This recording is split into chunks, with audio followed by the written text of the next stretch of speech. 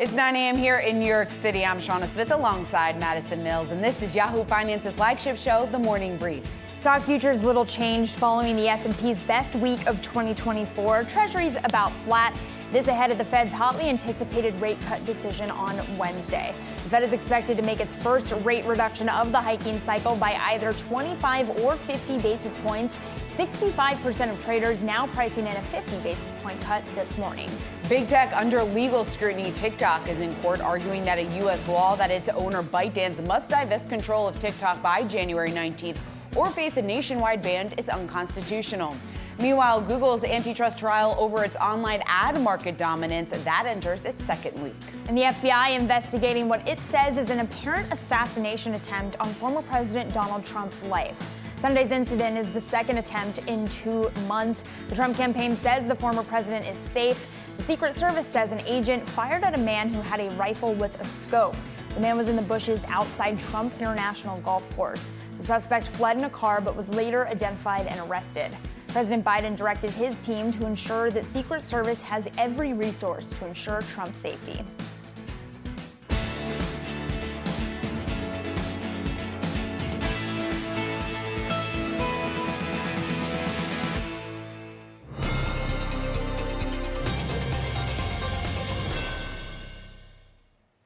Let's kick it off with our top story, tracking the market ahead of the Fed's rate decision on Wednesday. Futures are mixed this morning. We are, though, seeing some movement in the dollar. We're looking at the dollar as traders price in higher odds of a 50 basis point cut. Meanwhile, gold also trading at a record high. And we're also tracking some companies' quarterly results. We've got General Mills coming up on Wednesday. We've got Darden, FedEx, and home construction company Lennar all out on Thursday.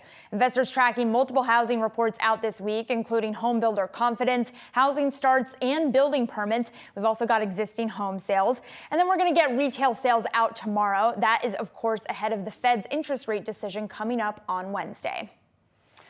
Well, the Fed's most critical meeting in recent memory is just days away. To discuss what investors should expect from the Fed's meeting, we have our very own Jennifer Schomburger. Hey, Jen. Good morning, Shauna. When the Federal Reserve meets this week, officials are expected to mark the end of an era as they cut interest rates for the first time in 4 years and chart a course lower for rates over the next 2 years. While investors have been gunning for a larger half percentage point cut, policymakers are more likely to trim their benchmark interest rate by a quarter percentage point to a new range of 5 to 5.25% from its 23-year high of 5.25% to 5.5% on Wednesday when their policy meeting concludes. The actions will officially mark the termination of the most aggressive inflation-fighting campaign since the 1980s. There will be intense focus on the Fed's new interest rate projections, known as the so-called dot plot, for how many rate cuts officials see for the remainder of this year and next.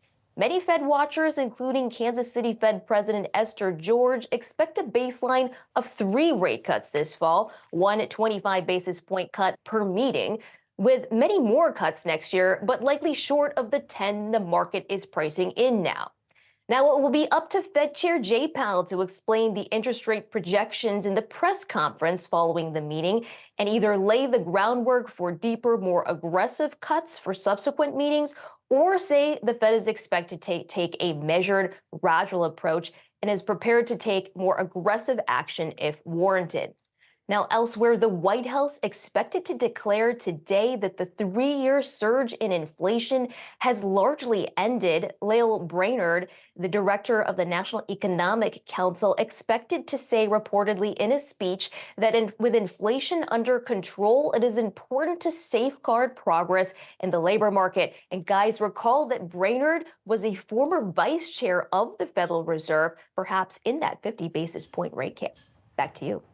Jennifer, thanks so much. I also wanted to ask, what can you tell us about what investors are expecting just in terms of how much the Fed will cut? I know that it's jostling around quite a bit ahead of that decision, but what can you tell us? Yeah, Maddie, Fed funds futures have been fluctuating wildly in the weeks leading up to this week's policy meeting about whether the Fed could cut by 25 or 50 basis points.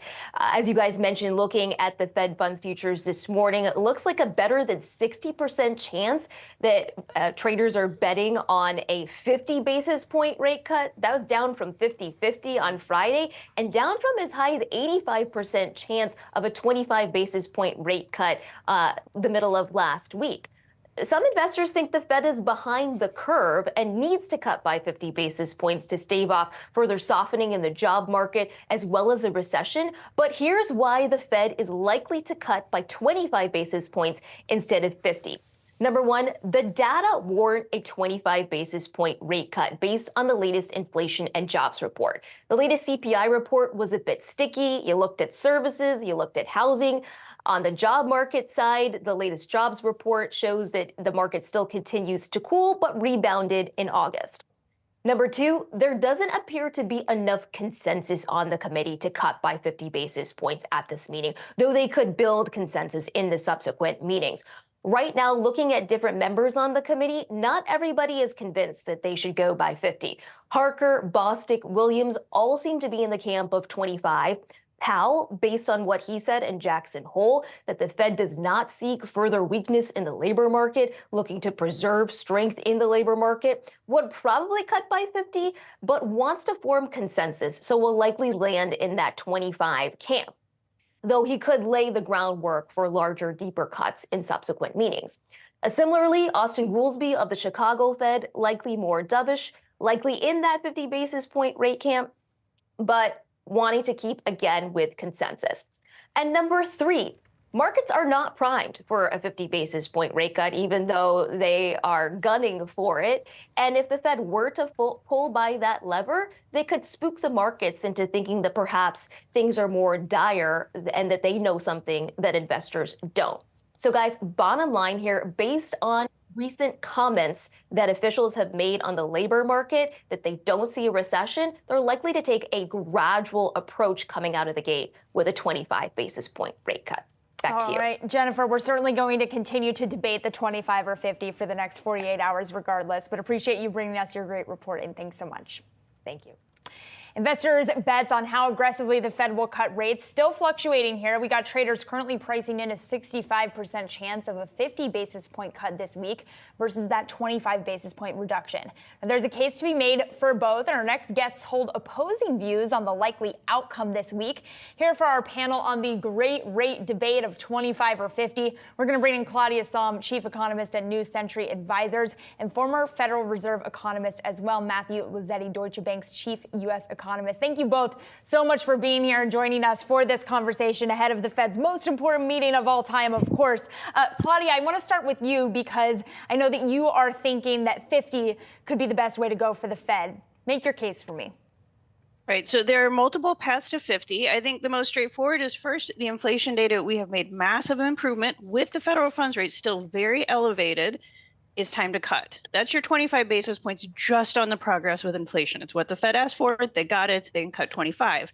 What happened since the July FOMC meeting is we've gotten a lot of disconcerting information about the labor market. You don't even need to go to the we're in a recession is imminent. Just things have cooled off considerably more. And to recalibrate, respond to the data, to add another 25 basis points and really affirm the Fed is committed in actions, not just words, in actions to both sides of its mandate. I think that's the way to start off this easing cycle. But Claudia, what about the fact of risk here that a larger cut, what exactly that could signal about the economy, what it could then signal to the market, the potential backlash of that? Are you at all worried about that? The actions matter more right now. Getting the interest rate, getting the amount of restriction on the U.S. economy right, that is the first order problem. And then you have the issue of communicating it. That is not a hard sell. I think it's important how it's communicated. And I expect, and I think, everything in the setup you've talked about, Wednesday afternoon is going to be a little bit of a bumpy ride, right? There is a lot of uncertainty, but it's not like the Fed has created drama just to create drama. This is legitimately a difficult decision to make, and they've got to stick to the economics of it and not get into the psychology. That piece will work out if they make the right decision about the rates. So, Matt, I believe you're in the 25 camp. So talk to us about just your response to Claudia and why you think the more appropriate move, or maybe the more likely move, is going to be 25. Yeah, I think I would frame it as the more likely move at the moment rather than the more appropriate move. I would agree kind of with what Claudia laid out, which is that the Fed is clearly restrictive at the moment. They should be cutting rates. They're very clearly going to be doing so. And there is a compelling case to do that by 50 basis points. I think coming into the blackout period when we heard from Fed officials, it did not seem like there was consensus around moving by the larger increment. We've gotten signals from news reports recently that do indicate that it could be a more likely outcome. I would say that I think the Fed would be reluctant to surprise the market, given how much it has moved in a dovish direction over the past week. And so you could very well get that 50 basis point outcome. In terms of the communications, I do think it is a consideration for the Fed, but I think it's manageable. I think that there's communication challenges on both sides. If they go by 25 basis points, you have a market that would be concerned about a policy mistake, a policy risks, soft landing being put in jeopardy. So I think they have communication challenges on both sides. Matthew, I'm curious, when you think about Powell's stance here, do you have a sense that Powell wants to do 50 and his concern is just kind of getting everybody else on board for that? Or do you think that he is staying in line with the rest of the crowd and thinking, okay, let's do 25 like we prepped the market for? I think Fed communications over the past several weeks or months do indicate that Powell has leaned more dovish than the rest of his committee. The Jackson Hole speech was both about kind of mission accomplished on the inflation front and that they are shifting the focus away from inflation towards the labor market, and that they are not desiring or looking for any additional weakness in the labor market, and they're willing to act to prevent any additional weakness. What we've heard from other officials, we heard from both John Williams and Governor Waller after that jobs report. And both of them didn't sound as worried about the labor market. They were focused on the fact that the loosening has been driven by the supply side of the economy, that the unemployment rate remains low. And so it does seem like you have a committee at the moment where Powell probably leans a little bit more dovish, would probably prefer an outcome of a 50 basis point rate cut. And it's a question about whether or not he could get enough of the committee in line with that. Claudia, when you talk about the fact that you do remain confident, I believe, just in the soft landing, that we will be able maybe to avoid a recession here, at least from the data right now. But is there anything that is a bit worrisome to you if the Fed is not quick enough to act, if they do lag behind maybe the 8-ball just a bit, what exactly that fallout could look like? Absolutely. I do have concerns in the labor market. And again, the worst case would be falling into a recession, but it is also problematic to slip further and further away from what's been a really strong economy. So I take the maximum employment side of this very seriously, and the hiring rates have fallen back. It is difficult to find a job if you don't have one, not as hard to keep one, but hard to find one. And that is a problem, and it's not entirely clear that's all about the interest rate being too high. So I want the Fed to do the right policy, but the Fed is not the only game in town here, and that kind of slipping away the labor market would be that would be a real problem. Even if it's a slow grind recession, that is still a big problem. Claudia, can you talk a little bit more about that? Because I'm fascinated in that point in your note, and this is obviously like the trillion-dollar question here, but if the Fed cutting by 50 basis points isn't going to be enough to help with that pesky low hiring rate, then what could be a potential solution? Do you think that is a fiscal policy issue that's going to come to a head as we get closer to that election come November? So I think it's a big, important question. It looks, to some extent, when you have an economy, consumer spending is growing, GDP is growing, and yet businesses, they're not laying off, but they're less willing to hire. That does suggest something is sticking in there, and some of the industry anecdotes suggest uncertainty. Right. And that can be about what's the Fed going to do. It can be about, are we headed towards a recession? We've been over 2 years in a recession watch. And then there absolutely is uncertainty that is created by this being an election year. So it could be that as we move past that resolves and we come out of this year in a lot better, stronger place than we are right now. And yet that's more trying to think through what's going on as opposed to having hard, firm evidence. Matthew, I also want to get your take on some information that we were getting out of Lael Brainerd this morning, saying that we have set to say later today, and this is according to the Wall Street Journal, that we've reached this milestone in the inflation fight. To what degree do you agree with that? Yeah, I think we have. I think the clearest evidence of that will be the fact that the Fed is cutting rates this week. And there's a debate about 25 or 50 basis points, but they will cut rates. And they're going to undertake a sequence of rate cuts. And that is being driven, I think, first and foremost by their confidence on inflation, the good inflation data that they've gotten over the past 6 to 12 months, and the fact that upside inflation risks have dissipated materially. At the same time, there is this focus on the labor market that's becoming a clearer focus for them and will probably dictate the pace a little bit more. But I think we should be very clear. We've had kind of fantastic inflation outcomes in the context of a labor market and growth outcome that has been so far strong. For the Fed, it is more about risk management at this point. The fact that upside risks, the inflation side, have clearly dissipated, and the fact that there are some more material downside risks to inflation, to the unemployment rate, which is allowing them to cut rates as we look ahead. Matt and Claudia, I want to put this question to you. Claudia, I'll go to you first. What do you think is the most important thing for Powell to communicate to investors, to the markets, to the economy on Wednesday? I think the most important thing they're going to communicate is their rate decision. I really think this is one where it's got to lead first with the actions and not try to, talk the dovish talk. I mean, the rate cut will speak for itself.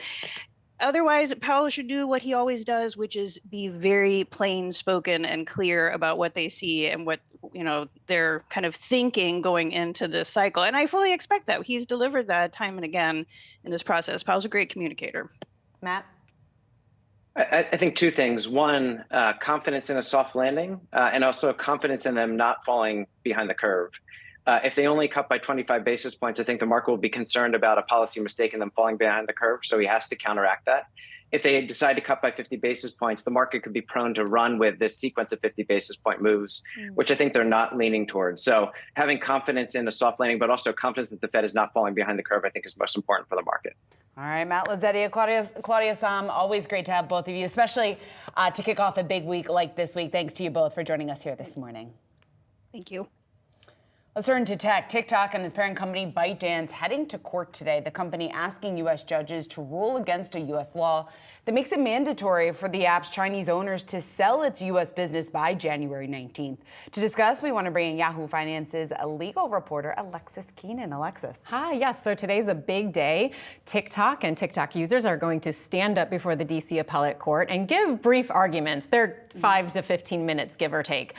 So they're going to put on their case, TikTok is, and these users, to say that this law that was passed by U.S. Congress and signed into law by Biden in April to either divest TikTok or it will be banned by January 19th, to say that that law is unconstitutional on a number of grounds, the largest grounds of which are First Amendment protected speech.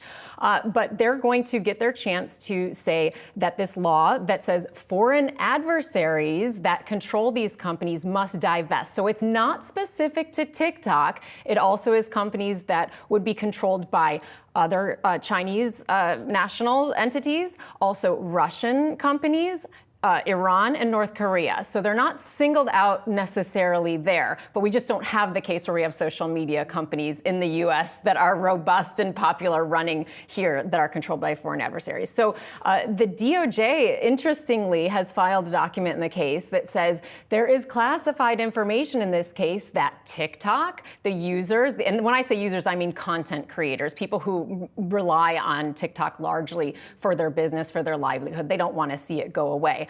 The law doesn't require that it goes away. It just requires divestment. But there is some classified information that only the panel of judges, there's a 3-judge panel that will be deciding this matter at this stage. They get to see it on certain conditions, but nobody else will. So we're not going to know what that says. So that could be part of the grounds on which these judges make their final decision, because ultimately this is a national security law. The concern that Congress has said is that China, Russia, North Korea, Iran could use these type of applications to influence Americans, to take their user data, use it against them, political influence. Also, there is an amicus brief filed by 55 members of Congress who also are involved in looking at reports that the U.S. Secretary of Defense submits each year on Congress's tactics electronically. And they say that they are concerned about industrial espionage as well as American American IP. They say over the decades, the past few decades, that the report has ballooned in terms of concerns for malicious actions via digital media. So there are big arguments on both sides of this matter. But ultimately, no matter what this appellate panel decides, the expectation is this will go to the U.S. Supreme Court. Well, certainly a story that we're going to continue to be monitoring, especially as this kind of becomes a topic of conversation with the election as well. Alexis, thank you so much for joining us. We appreciate it. Well, the FBI is investigating what appears to be another apparent assassination attempt on former President Donald Trump at his golf club in West Palm Beach on Sunday. This is now the second apparent assassination attempt against Trump. Yahoo Finance senior columnist Rick Newman is here to weigh in. Hey, Rick. Hey, guys. Typical day in America. A disturbed person with an assault weapon tries to kill somebody, ends up camping out on Donald Trump's golf course in Florida. I guess you could say this went better than the assassination attempt in July. The suspect never got a shot off. The Secret Service found him, and they have him in custody. This has become so dystopian that we are basically normalizing gun violence at the presidential level. Trump, as he did in July after the first assassination attempt, is fundraising off of this. I'm okay, everybody. Please send money. One thing I would notice is that in July, after the assassination attempt, when the shooter did get some rounds off, Trump's likelihood of winning the presidency actually went up by a lot in the betting markets. We're seeing no movement after the incident over the weekend. So who knows if it's going to happen again? Obviously, I hope it doesn't, but this is insane.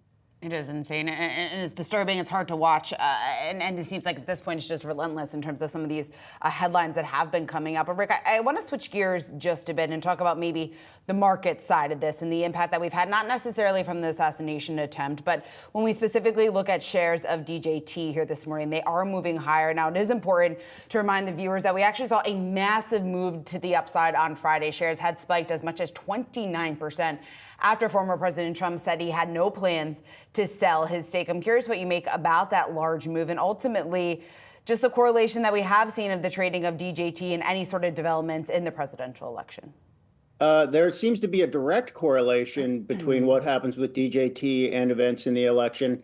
And if it were possible to show the chart of that stock going all the way back to April when it started trading publicly, even though it has soared in the last day or two, and maybe will again today, I think it's fair to call a 25-30% move a soar. It is still way down from its peak. So the peak for this stock was $66. That was over the summer or earlier in the year when Donald Trump's chances of getting elected looked really good back when Joe Biden was still in the race. So even now with that big jump on Friday, still only at $18. It's still very close to its low point since it's been public, which was around 16.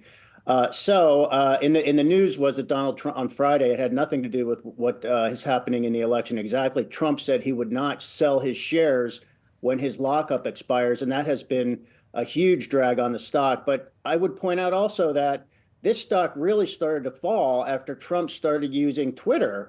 He had not been using Twitter. He had only been using Truth Social, his own social media network. And then he went on Twitter. And if Trump is on Twitter, what is the point of Truth Social? I mean, he is really the only draw on Truth Social. And if he does not win in November and he's no longer, this titanic political figure that he is, I really don't see the point of his company. So it really does hinge on the outcome of the election at the end of the day. All right, Rick, always great to have you. Thanks so much for hopping on and joining us here this morning. Coming up, we're taking a look at some of today's top trending stock movers, Alphabet, Apple, and Intel. It's a tech edition for you when we come back. Plus, a programming note. Are you on the hunt for the hottest market commentary? Watch Opening Bid with Yahoo Finance's executive editor, Brian Sozzi, for unrivaled insights from top analysts and direct lines to the biggest power brokers in business. Tune in every Monday, Wednesday, and Friday, 8:30 a.m. Eastern Time. We'll be right back.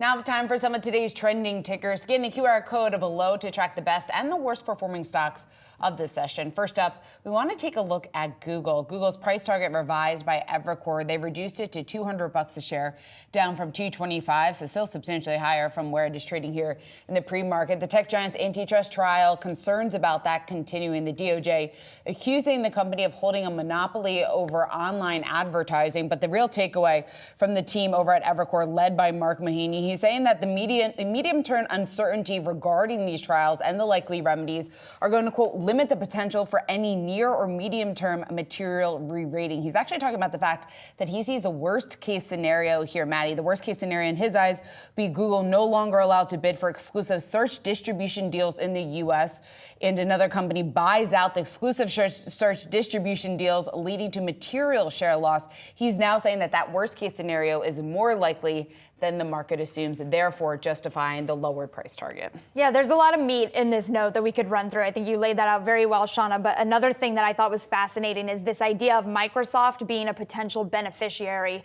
to the pressure that we are seeing from Alphabet. In the note, he talks about how because Microsoft has not previously been sort of accused of monopolizing search distribution in the way that Google has previously, Apple, Microsoft, and OpenAI could kind of capture these exclusive search distribution deals moving forward, and that Google would therefore suffer a little bit of losses in terms of market share on that side of things. Yeah, what's also real interesting when you take a look at this note, maybe some of our commentary, you might be wondering why he still has an outperform rating, just given the fact that there is so much worry about what this could ultimately mean for Google. And he's saying that on an EPS basis, earnings per share basis, it would still only be in the single-digit percentage range, just given the fact that they will likely then see material savings from some of their traffic acquisition costs. So therefore, that does still justify, in their view, that outperform rating, which I also thought was interesting. They're so big that even if there's a multi-billion-dollar impact, they'll be able to weather it moving forward. All right, well, another tech giant we got to get to this morning. Apple is under pressure after one analyst reported lower than expected demand for the new iPhone 16. First weekend pre-order sales fell 12.7% compared to last year for the iPhone 15. You can see those shares down about 2.5%. Now, this comes as an iOS update is on track for today, guys. So get ready for that update. A little change in your phone screen heading your way throughout the next 24 hours here. But I think it's fascinating to see that we are already seeing this degree of kind of the bifurcation of the software and hardware being an issue for Apple. They rolled out the hardware before the software of artificial intelligence programming was ready for these iPhones. Perhaps people are seeing, Google Gemini being available on some of the other phones, the Google Pixel, and they're saying, well, why would I upgrade to an AI phone via Apple if I could do it over here with Google? And that's potentially going to be an issue for them moving forward. Yeah, this is very similar, I thought, maybe to the takeaway that we heard from Laura Martin over at Needham right after Apple did announce their iPhone 16 and the slew of announcements that they made at their most recent event. And she was basically saying that the thing that stuck out to her wasn't anything materially different maybe than what they've done in the past. And she said so many mentions of next year or what continues to come that is going to keep people on the sidelines, which I thought was not necessarily maybe the consensus going into the event. The idea that maybe people are just going to hold out for that AI-powered iPhone when it's officially here and ready, as opposed to upgrading again and again and again. So it's really interesting to continue to monitor that. I think that conversation with Laura was really interesting because of the degree of question marks surrounding the kind of upgrade cycle for iPhones, particularly when Apple has been under so much pressure. Given some of the pressure that we've seen in China, for example, it's certainly a big question for investors. All right, and that's the opening bell on Wall Street. You're looking at a live view of the Nasdaq and the New York Stock Exchange as we kick off a very important week here for the markets. Of course, all eyes will be on the Fed's decision and expected rate cut coming on Wednesday afternoon. Right now, traders pricing in about 2/3 odds that we will see a 50 basis points cut instead of a 25 basis point cut. So a bit of a shift there into higher probability for a 50 basis point cut relative to what we have been discussing at the end of last week. Taking a look at how we are starting the trading week, you're looking at gains. The Dow Jones pointing to gains here at the open. I believe you're also taking a look at the S&P 500, though that trading just below the flat line. We're waiting for the Nasdaq Composite to recalibrate just a bit here at the open. Taking a look maybe at some some of the action that we are seeing in the bond market. A bit of a move to the upside in yields. You do have the 10-year yield right around 365. And taking a look inside the market and look at the sector action, what we're seeing play out here this morning. An early look showing energy and financials by far the outperformance, followed closely by materials. On the flip side, you only have technology, the tech sector, XLK, off just about 0.8%. And looking inside the Nasdaq, as we talk about some of the losses within the tech sector here today, you are seeing a lot of red on your screen right now. You've got Apple off nearly 3% at the open, Nvidia down just about 2%, Amazon, another large tech player, obviously off just about 1%, Microsoft trading around the flat line there. So again, the tech sector, very important, Maddie, to keep in mind as we head into what is expected to be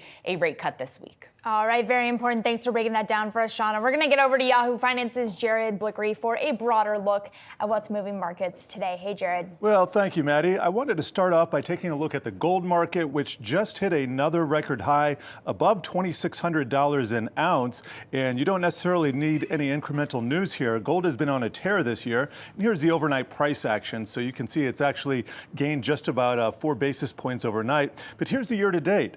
You might be surprised to learn that gold is the #1 performing asset class next to crypto this year. And you take a look at some of the other sectors that have done well. You could just take a look at the Nasdaq 100 itself, and it is not even performing that well. There you go, up 16% this year. But I want to focus right now on the S&P 500 and the S&P 500 equal weight. Here's the S&P 500, and let's see if we can get, there we go. This is a year-to-date chart, and here's the S&P 500 equal weight index. Looks like we're lagging a little bit here. But my point is the rest of the market has been catching up, and we've seen the 493 kind of make way over the last few months. And you can see here the S&P 500 at, that's probably a record high right now, up 11% for the year. And then you compare that with the S&P 500, that has been trading sideways. It's at the upper end of its range. But remember what happened last year. We had a blistering rally into July, and then we just flagged and went sideways for a few months. Some sectors like tech would accelerate, then you'd have energy and financials. You have cyclicals one day, value to the next, and that's kind of where we are right now, just looking for that next catalyst. Probably going to be Wednesday. Just want to quickly look at the sector action. As Shauna said, energy is in the pole position. Tech is the big laggard. Let me just show you what has happened this month in the month of September so far. Real estate, the #1 sector, a little bit defensive there, interest rate play. Then you have consumer discretionary, that's XOY, and tech, and utilities, and industrials. Only energy and financials in the red for this month. And let me also just show you the leaders. Home builders, this is another sector that surprised me a little bit. Here's the year to date at another record high, I believe that is, up 26%. So another blistering segment here, a rally in one of these follow-on sectors that we've been keeping track of. So all in all, it looks like kind of a mixed bag, but we're just in this holding pattern, aren't we, until Wednesday? Certainly looks like we are. All right, Jared, thanks so much for breaking that down for us. We want to turn to another stock trending on Yahoo Finance that we are watching, and that is Intel, bucking the downward trend, more broadly speaking, that we're seeing in tech. You're looking at gains of just about 1.5%. They move higher coming after Bloomberg reported that Intel is set to receive up to $3.5 billion in federal grants to make chips for the U.S. military. This is in addition to the potential $8.5 billion in grants, $11 billion in loans awarded to Intel in March. So when you take a look at exactly what this means, obviously this would be a welcomed boost for the business. We know that Intel has been struggling a bit to bolster its factory business. Shares as a result have been lagging. You're looking at a chart right now of the last 6 months, a stock off just about 53%. If you look since the start of the year, look at a slightly bigger drop of around just about 60%. So again, Intel taking any sort of good news and big wins when they can find it. You're looking at a gain of just about 1.5%. When you compare that to the broader downward pressure that we're seeing across the tech sector there today, you can see Intel really bucking that trend. Yeah, I mean, Intel is certainly having a tough road, as you laid out, Shauna, year-to-date declines of about over 50%. But it's interesting. I was speaking with chips analyst Patrick Moorhead, who we have on the show all the time, about Intel, and he was just saying this is a name that is trading significantly below book value at this point. Even if they were to potentially go bankrupt, which is not saying that he is anticipating that, shareholders would get a return on their investment. So it's fascinating to just see the degree of downward pressure on this stock, which certainly had a very impressive run and has now sort of been pushed out of the market dominance in terms of chips players, given the dominance of the giant in the room, NVIDIA, of course. All right, we're going to have all of your markets action ahead right here on Yahoo Finance, so stay tuned for more. You're watching Morning Brief.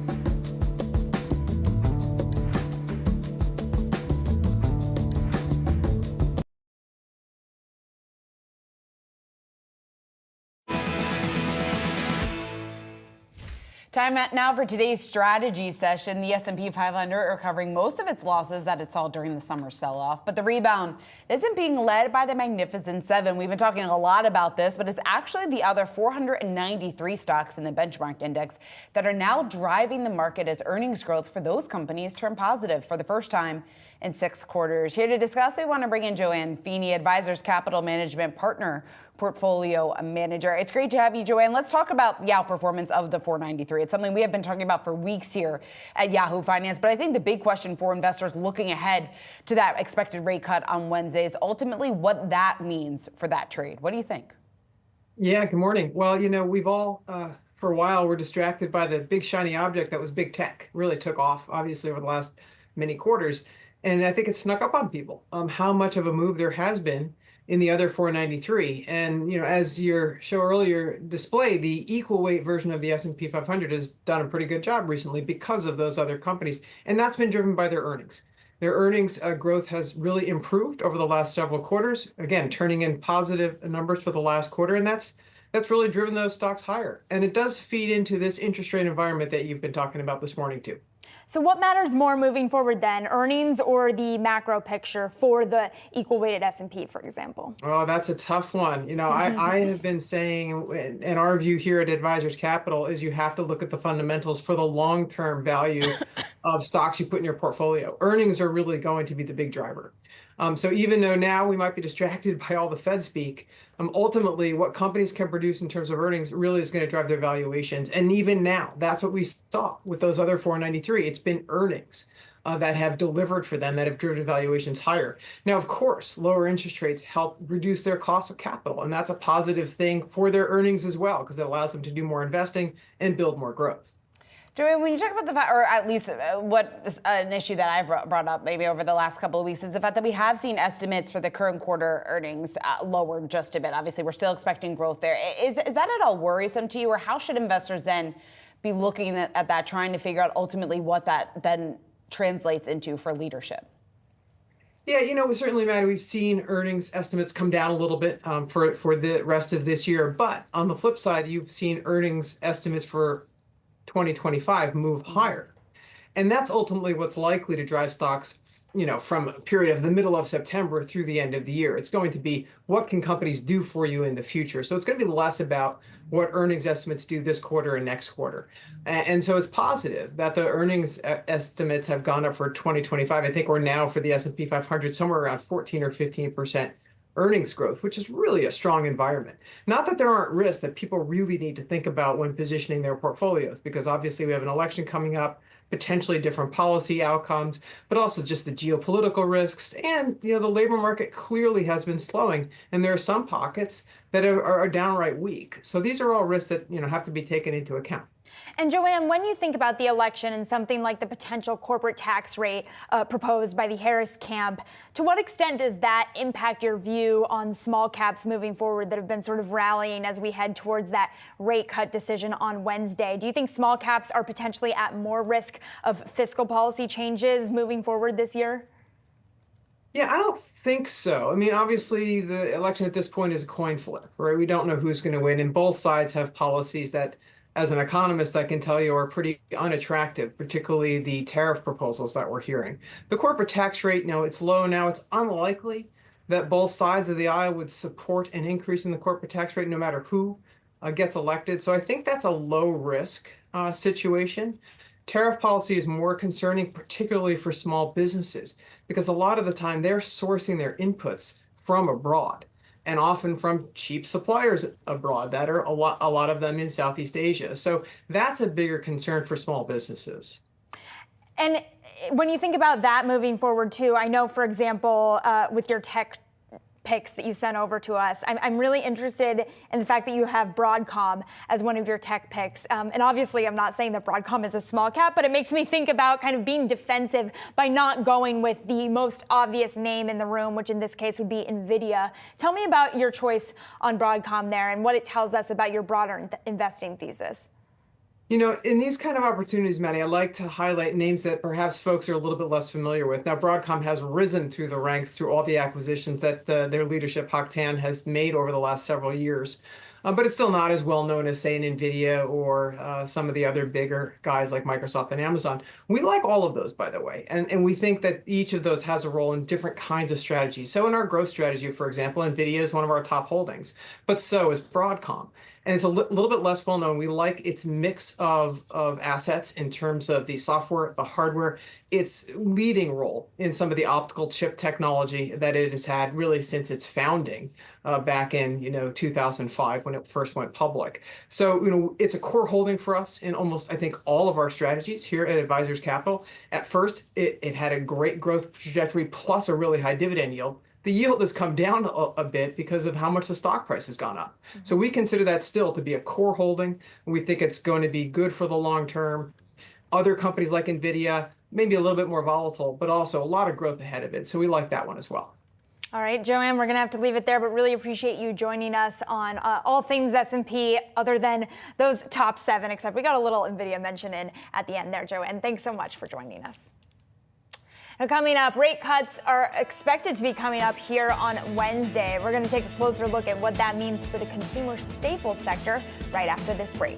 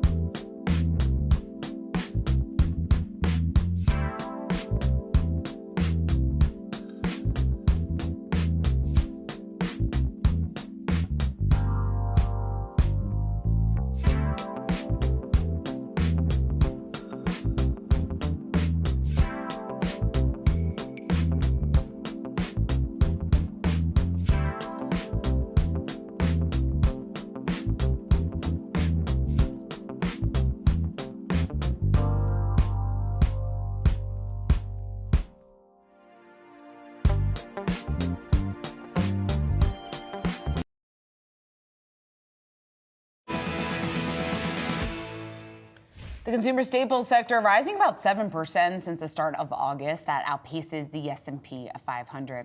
This ahead of this week's expected Fed rate cuts. Here to discuss what's ahead for the sector, we want to bring in Arun Sundaram. He is a CFRA Research Senior Equity Research Analyst. It's great to have you, Arun. So talk to us about some of the outperformance that we have seen in consumer staples. There is a notion out there, a thought out there, not necessarily too unique, just about the fact that maybe we have come a bit too far when it comes to the valuation of some of these consumer staples stocks. What do you think? Sure. Yeah. Thanks for having me. Yeah. I think, the consumer staples sector has done pretty well over the last month or 2 months or so. Defensive sectors in general have done pretty well over the last 2 months. We are in a seasonal, slower period. Defensive sectors tend to do better in September. But we as a firm at CFRA, we are still underweight consumer staples. With the Fed likely to cut rates this week, we think cyclical sectors are best poised for long-term growth. So we're currently overweight sectors like information technology, communication services, and financials, and we are currently underweight consumer staples, energy, materials, and utilities. Arun, what does that tell us about your thesis and your firm's thesis on the broader strength of this economy? Because typically I think of consumer staples as somewhat defensive, whether, you've got people shopping at Walmart just because they're always going to, or God forbid we head into a recession, it's also going to stay clean. So what does that tell us about your broader view of where this economy is heading? Yeah, there's a lot of, I think there's some concern on the economy, the concern that the consumer spending environment is slowing. We're certainly seeing that as well, especially pockets of consumer spending. The lower income consumer is struggling a bit more right now, and I think that's why we do see we do believe that they're going to be winners and losers, whether it's a discretionary sector, consumer discretionary sector, or the consumer staples sector. We do love the big box retailers right now in the consumer staples sector: Walmart, Target, Costco, BJ's. These are the retailers that are, we think, gaining market share. They have strong e-commerce platforms. E-commerce is an area that's growing really attractively right now. And these retailers are all really pride themselves on convenience and value, and that's where consumers are heading right now. So it's these big box retailers that we think are best positioned, and that's why we are. Even though we're underweight consumer staples, we do have a positive fundamental outlook on the consumer staples merchandise retail sub-industry, and that includes Walmart, Target, and BJ's and Costco. Yeah, Arun, I want to stick on that because I noticed the PE ratios for Walmart and Costco in particular are pretty elevated compared to some of the rest of the retail sector. To what extent is that a concern for you, or would you say that maybe even is part of some seasonal defensiveness that's driving up the stock price of these names? Sure. No, certainly the PE ratios of a lot of these big box retailers have expanded, especially Walmart and Costco. But we believe that this expansion is warranted. Especially considering the margin trajectory of some of these retailers. For example, Walmart. Walmart's operating margins have somewhat been stable for the last decade or so, but we're just starting to see pretty strong margin expansion at Walmart. And one of the biggest reasons why is Walmart is expanding beyond its core retail business. It's getting into higher margin service streams like advertising. It's fulfilling orders for third-party suppliers. It's doing financial services. So it's really, the business models for a lot of these big box retailers are evolving, and I think that bodes well for margins. And I think that's one of the reasons why we're seeing PE multiple expansion for these big box retailers. Arun, what happens, and you briefly touched on this before when we talk about recessionary concerns, but even those types of retailers, how big do they at all see a hit if we do see a recession, or are they then viewed as such defensive plays, and because of the trade down or trade in, however you want to call it, they're actually able to weather any sort of downturn much better and without any notice compared to some of their other competitors? Sure. Yeah. Certainly, during periods of slower economic growth, it's these big box retailers that tend to do well. They tend to see a trade down from consumer shopping there. That bodes well for them. I think another big thing is that consumers right now are eating out less. They're starting even. Last year was really the slowdown in this full service restaurant channel, but now we're seeing that broadening of a slowdown throughout the food service channel, and so more consumers are cooking, eating at home. I think that bodes well for retailers like Walmart. We recently also upgraded Kroger to a buy from a hold, and I think that'll bode well for them as well.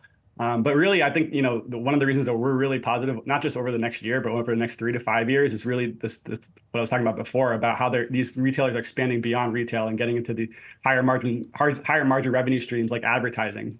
A lot more advertisers are now advertising on websites like Walmart.com, for example, and that's really, I think, positive for the long-term margin trajectory of these retailers.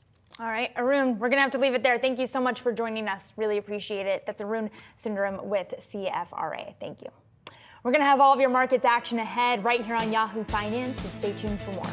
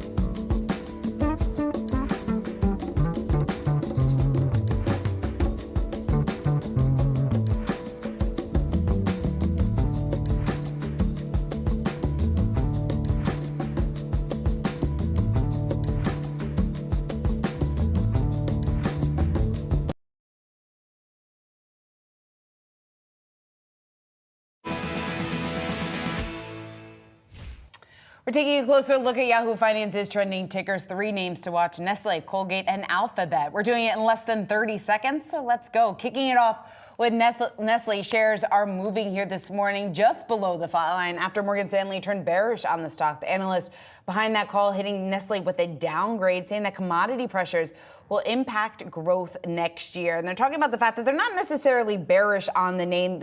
She went on to say, the analyst here, we do not see significant absolute downside at present. We do not find Nestle appealing, though, versus European staples. They went on to say that a lot of this has maybe already been factored in when you take a look at valuation, and therefore the short term, the limited upside there. But again, for the longer term, maybe a more bullish or a more positive outlook then here for Nestle from Morgan Stanley. But again, they did get that downgrade, and that's why we are seeing some pressure on shares here this morning. All right, well, I'm going to get to Colgate-Palmolive dropping after Wells Fargo cut on the name, downgrading it to underweight from equal weight, saying that the household and personal care product company's growth is set to normalize. Now, this comes after a slew of other price target changes. We had Deutsche Bank also cutting its price target for Colgate on price and volume comps. And this is really interesting. The analyst behind the call, Chris Carey, he wrote that following an epic run, growth is now likely to closely match Colgate's peers versus outpacing them. So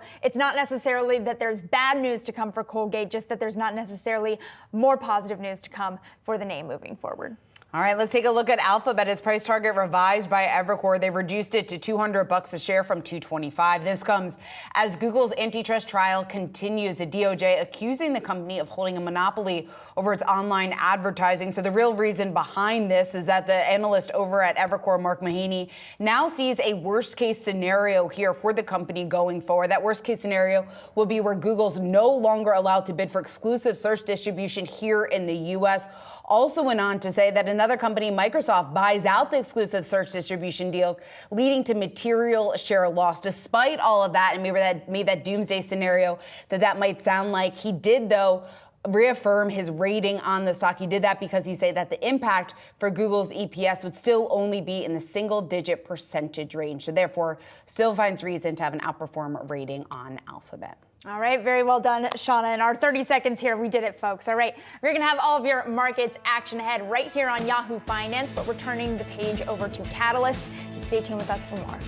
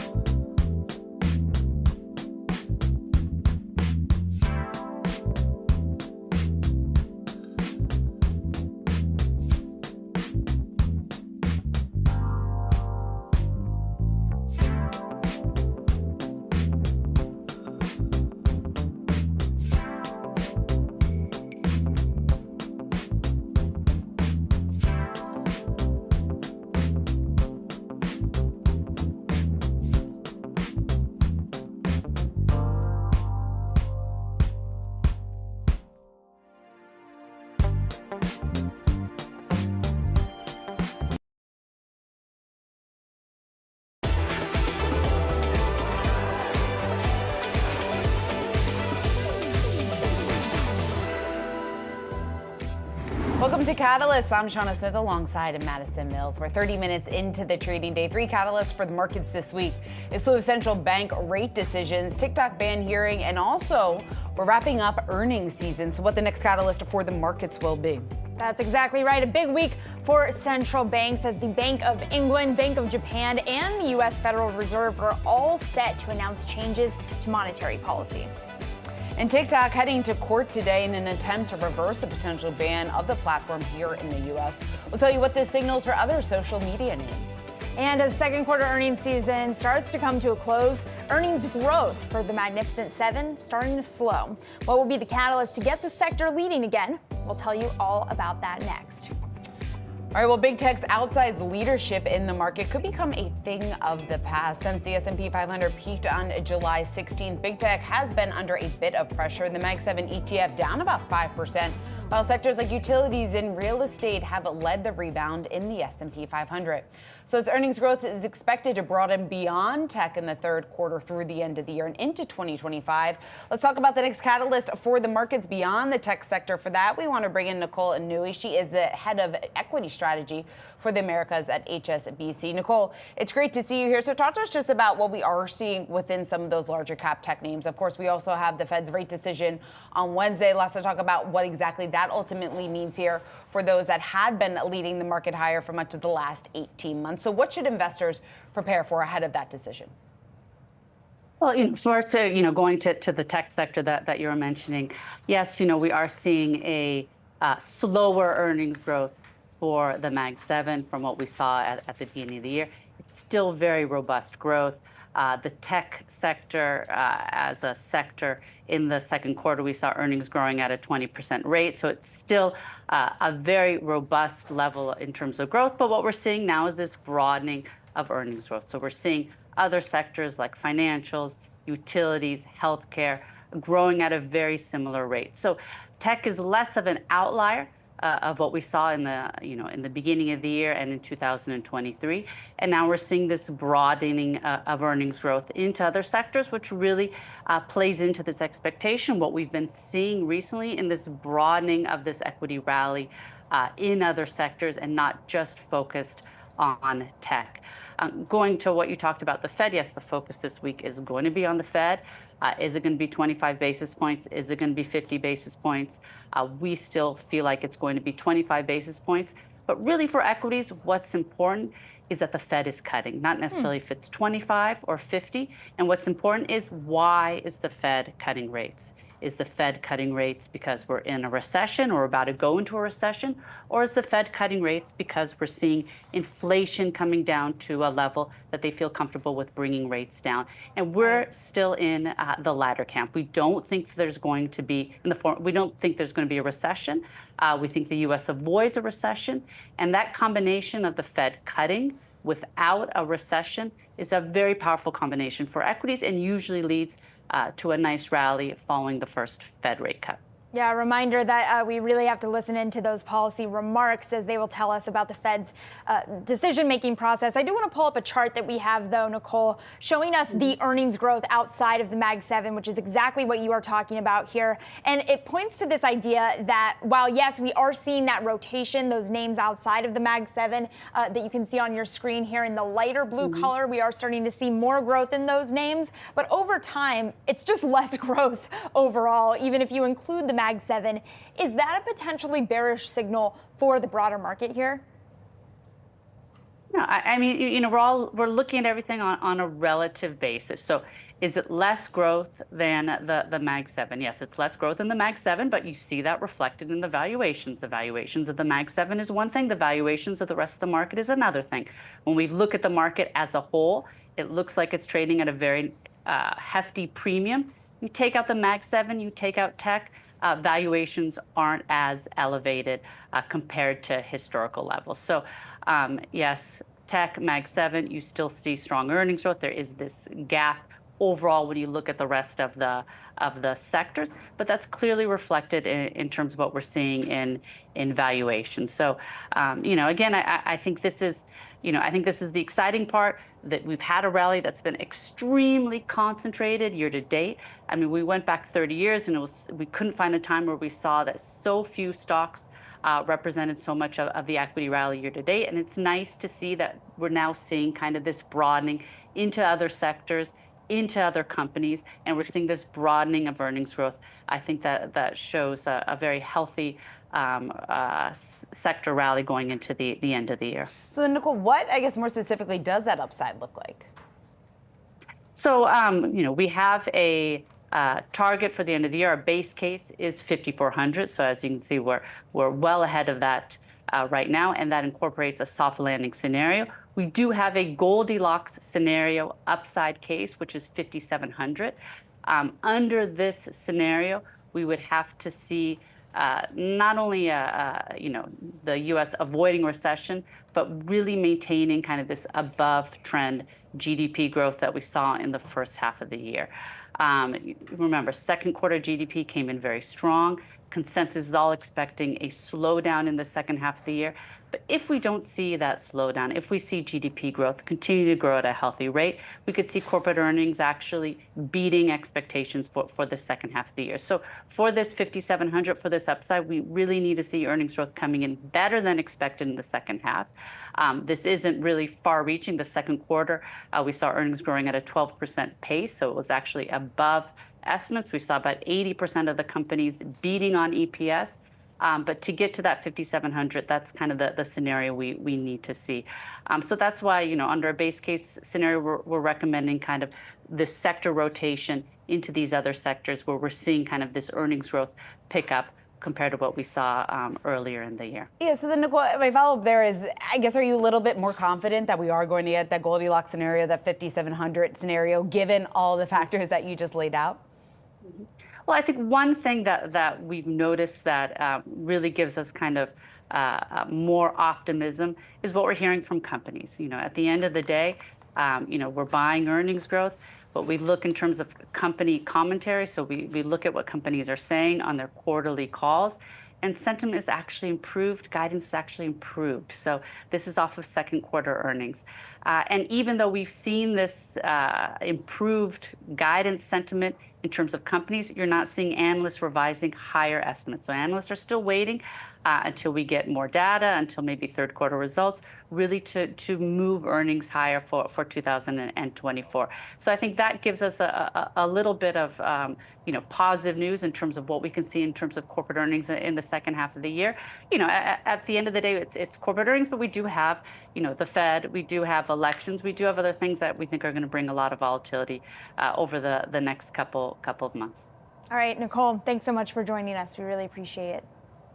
Thank you. Coming up, we're going to dive into the potential catalyst driving that Fed decision this week, that all-important Fed decision. And we also have a programming note.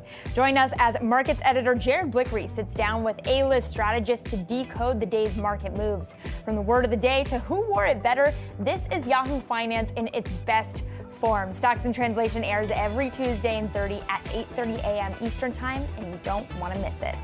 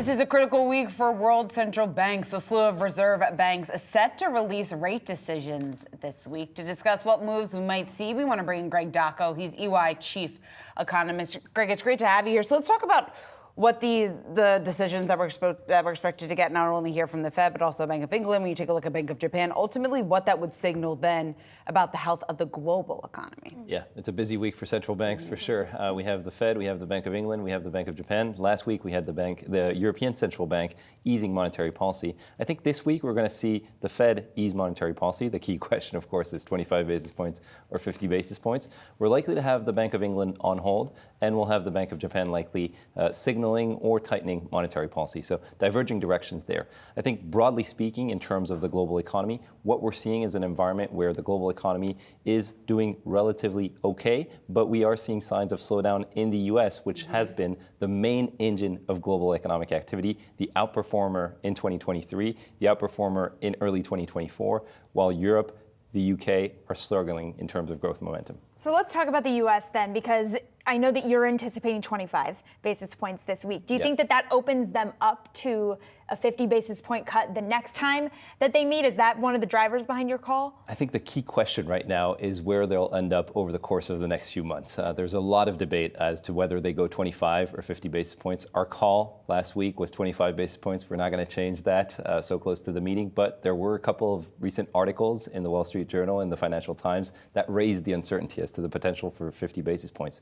We continue to think that the Fed is extremely data point dependent and that gradualism is likely to be the favored approach for a lot of policymakers. But Fed Chair Powell has shown openness to front-loading rate cuts. And if he manages to convince the rest of policymakers that a faster start to the easing cycle is necessary and useful for the economy, then that will be the trajectory. Is that a strategy that makes sense at this point? I think so. I think front-loading makes sense because the Fed is, in our opinion, behind the curve. I've been saying for a while now that the Fed should have started easing monetary policy back in June, in July perhaps, but now we're in September and we're late in the game. So then, Greg, what is the risk? I guess if you could outline it maybe a bit more plainly here. If the market only goes 25, what does that then risk look like here for the economy down the line if the Fed is in fact late to act? That's a great question because a lot of people are saying, well, 25 basis points doesn't really matter. And it's true, right? If you ease monetary policy by 25 basis points, it does little to nothing in terms of consumer rates, auto loan rates, mortgage rates, very little. But the risks are asymmetric.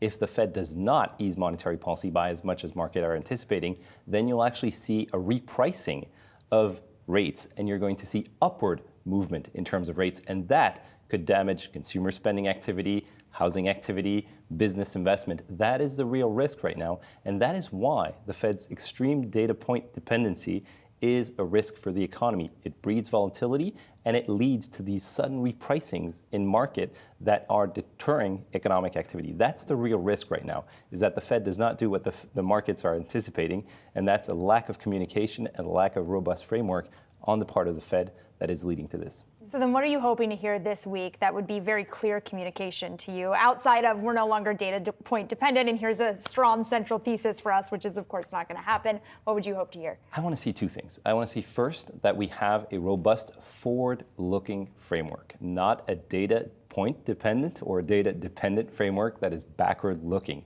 We're at a point where the Fed needs to look ahead to the potential risks for the U.S. economy. We have an economy that is still growing at a decent pace, but is undeniably slowing. Labor market momentum, income growth, they're both key indicators that are pointing to a slowdown in economic activity. That is what the Fed needs to focus on. So a forward-looking framework, and two, much better communication as to the direction of travel. We're going to see a lot of confusion around the FOMC meeting because there will be a decision, 25 basis points or 50 basis points, but there's also going to be communication around the trajectory of the Fed with a dot plot showing either 75 basis points of easing before year-end, 100 basis points. How do you clarify the direction of travel, the journey to a neutral monetary policy stance. You know, Greg, more specifically, I guess, when it comes to the labor market, some of the weakness that we're seeing here, obviously there's arguments happening on both sides of it saying that it's actually not that bad when you take into account labor supply and yada, yada, yada, the list goes on. I'm curious what your assessment is right now of the jobs market, and maybe whether or not the fact that we haven't seen these mass layoffs, which obviously has typically happened prior or during a recession, maybe what that signals about the strength and underlying strength of the economy, maybe why we shouldn't be too worried. I don't think we should panic, right? Because what we're seeing is a gradual slowdown in the labor market. And at EY, we speak with a lot of CEOs, CFOs that are telling us the following. They're telling us that the labor market conditions are quite expensive, but that the value of talent is also much greater. So they're not proceeding with massive layoffs across the board, across sectors. What instead we're seeing is a very strategic approach, limiting hiring to the needs that you have and ensuring that you maintain the right workforce. Why? To drive stronger productivity growth, because longer tenured employees are better trained and tend to be much more efficient in their job. And that, I think, is why we're seeing stronger productivity growth, which is the key element that very few people are talking about in the US economy. But productivity growth is currently running at 2.7% on a year-over-year basis. That's why inflationary pressures are no more, and that's why we're seeing still a strong rebound on the supply side of the economy. So many things to keep in mind as we head into that meeting this Absolutely. week, Greg. I know we'll all be anxiously setting our alarms on Wednesday morning, so we'll have you on speed dial. Greg, thank you so much. Thank really you. appreciate you joining us in person as well. All right, well, as we've been discussing this week's Fed meeting, it's also going to give us an updated dot plot, which spells out future interest rate expectations. Yahoo Finance's Alexandra Canal is here with us to break down the current dot plot and what we can expect. Hey, Allie. Hi, Maddie. Yes, along with that critical interest rate decision on Wednesday, the Fed will also be releasing updates to its quarterly summary of economic projections, which includes what FOMC committee members expect when it comes to future economic indicators like unemployment, GDP, inflation, and of course, interest rates. And this is known as the Fed's dot plot. So to put it simply, the dot plot is a chart that tracks each one of the 19 Fed officials' projections for the federal funds rate. You can see a collection of dots for 2024, 2025, and 2026, as long as something labeled longer run. And essentially, this data tells us where Fed officials think the Fed's funds rate will be heading in the future. It's released 4 times a year, usually at the end of each quarter, and each dot represents a specific anonymous official. Now, if we zoom in for 2024 only, and remember, this dot plot was from the month of June, you'll see the majority of Fed officials saw the Fed funds rate peaking at 5.1%. That suggests just one 25 basis point cut to come this year.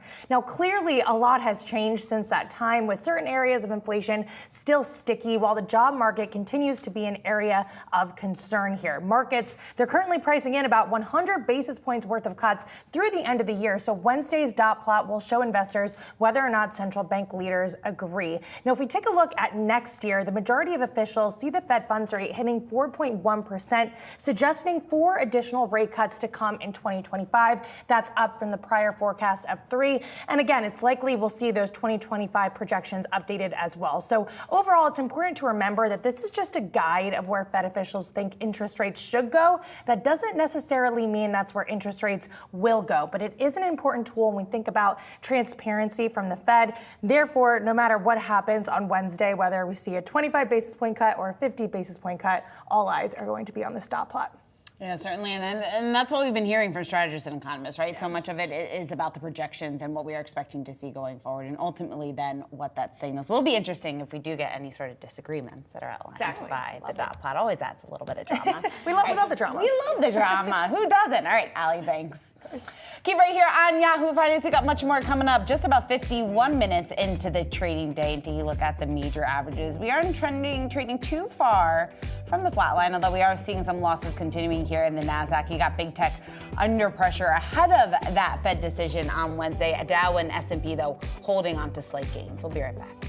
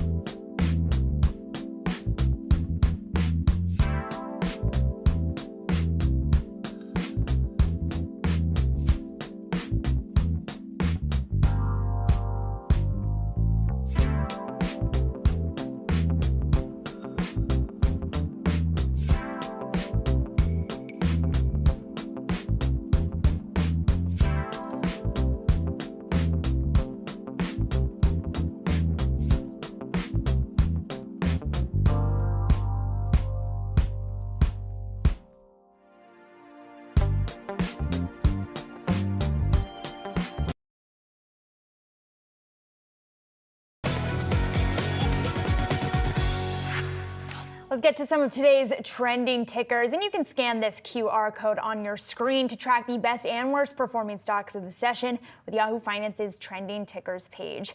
Let's kick it off with Dish parent EchoStar jumping after a joint venture with AT&T, a partner TBG, reported to be in talks to combine their DirecTV service with Dish. And guys, apologies for my mispronunciation there, so let me reread this for you here so that I can make sure that I get it right. We have Dish and EchoStar rallying as Dish DirecTV is said to be in merger talks after an AT&T and joint venture partner TPG were reported to be in talks to combine their DirecTV service with Dish. And this also, by the way, comes after some big news for DirecTV reaching a deal to air some of those NFL games. This was a very hot topic when I was at the Goldman Sachs conference last week because a lot of folks in their hotel rooms could not watch the NFL game. So a slew of news items coming in for DirecTV here, but interesting to see the degree of this news move for EchoStar jumping over 7% on news of this potential joint venture. Yeah, and it looks like, and you did a great job because there's a lot of names, a lot of letters. That this is tough to go through here when you take a look at the headlines. But RBC in the quick reaction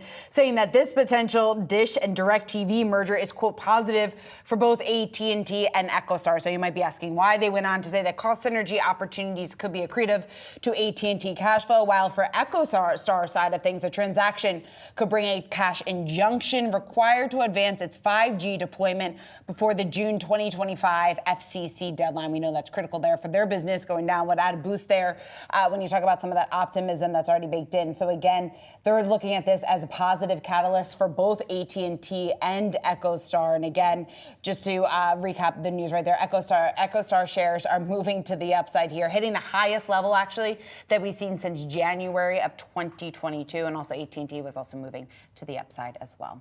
Let's talk home builders. Lennar will be releasing its Q2 earnings after the bell on Thursday, which should give a bit more insight into some of the headwinds facing the housing market over the last several months, couple of years. Shares have been faring well as of late on expectations that lower benchmark rates, beginning with a potential cut on Wednesday, could help reignite some home buying momentum. We know home builders are almost like the only game in town when you talk about the fact that supply has been so low, existing homeowners locked into their homes. Therefore, home buyers that can still afford and are in the market for a new home, they were almost left with no other decision than home builders. But as we know, higher rates have hamstrung that sector just a bit. They have faced higher costs across the board when it comes to some of those input costs, so that have put a bit of a limit on shares there to the upside. So again, some potential positives here on the heels of that rate cut that we are expecting on Wednesday, and that could offer a bigger boost, not only to home builders, but really across the housing industry. Absolutely, and this already comes as we are seeing some potential for revenue growth amongst these names, and then you add a rate cut on top of it that could be an even bigger catalyst for them. Lennar, for example, expecting revenue growth of over 5%. Interesting from Argus Research, citing that this company's strong balance sheet is also a potential hedge against any further deterioration that could occur given some of the constraints we have seen in the broader housing market. The Argus Research saying that Lennar has the financial strength to quickly buy new building lots to meet demand. So in other words, they've got the capital on hand to kind of pivot regardless of where the housing market is headed. Interesting that we'll be getting these earnings too after Toll Brothers earnings came out, raising their full year profit guidance. They do focus on more luxury residences, but still could potentially be a positive sign as we head into those Lennar earnings today. All right, let's take a look now at Tesla, announcing this weekend that they've manufactured their 100 millionth 4680 battery cell. They had previously announced their 50 millionth back in early June. The company's been using the battery to ramp up its Cybertruck production lately. There are approximately 1,300 of these batteries in one Cybertruck, which would amount to a production of nearly 400 a day since June. So a lot of numbers there. The point here being that Tesla has been able to ramp up production of these batteries. And when a post went out on X about these batteries, a humanoid robot was seen in the photo. That is, to me, what feels like the most important factor for this story, because it's an indication that Tesla has been able to utilize that humanoid robot to build something that is really significant to their bottom line. We just talked about how many of these batteries go into into the Cybertruck. If they are able to kind of create these batteries while decreasing the amount of capital they need to spend on labor, that could certainly be a positive for their balance sheet. Yeah, that certainly is a really good point. And it's also one that Deutsche Bank's analyst there, Edison Yu, brought up in a recent note, talking about the fact that he believes Tesla is becoming a leader in AI. Went on to say exactly what you were just saying, just about the bottom line impact and some of the cost savings there that this type of technology could potentially provide Tesla. More specifically, he rates Tesla stock with a buy with a 295 price target. The robot opportunity, that's the real crux of this, accounting for $22 of that target. So again, significant there when you talk about potential further upside and what this could ultimately mean for Tesla here in the longer run. So again, Tesla shares have been on a bit of a run, actually. I believe today going for the 6th trading day to the upside in a row. So we will see whether or not some of that momentum continues. But again, this milestone, if you want to call it that, certainly it seems to be energizing investors just a bit. And I think a lot of that has to do with the AI technology capabilities that maybe this is further outlining. All right, let's take a look at Apple under pressure this morning after a closely followed analyst from TF International Securities warned that demand for the firm's new iPhone 16 Pro model has been lower than expected. Pre-order sales have tallied an estimated 37 million units. Again, this is a bit of a disappointment. As a result, you're looking at Apple shares. They have been off just over 3% in earlier trading, now off just about 2.7%. And of course, maybe not a huge surprise, although when you take a look at the stock reaction, maybe this wasn't necessarily baked in. But based on our conversation with Needham's analyst Laura Martin last week, she poured cold water a bit on this announcement for the iPhone 16, saying that she doesn't expect this to really ignite a lot of excitement surrounding the iPhone this cycle. She was saying a lot of the mentions of next year are upcoming. It's going to keep some people on the sidelines as they wait for the next announcement next year. But again, a bit of a disappointment here when it comes to this analyst warning of weaker iPhone 16 demand, and that's being reflected in the share price here this morning. It absolutely is, and it's interesting because the analyst behind this call is kind of known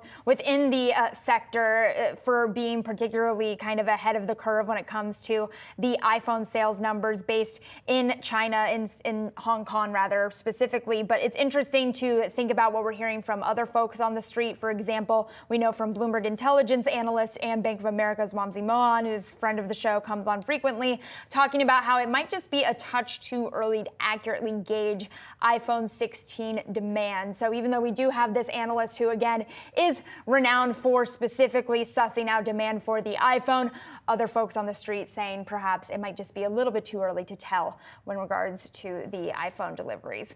All right, we're going to have all of your markets action ahead right here on Yahoo Finance, so stay tuned for more. You're watching Catalysts.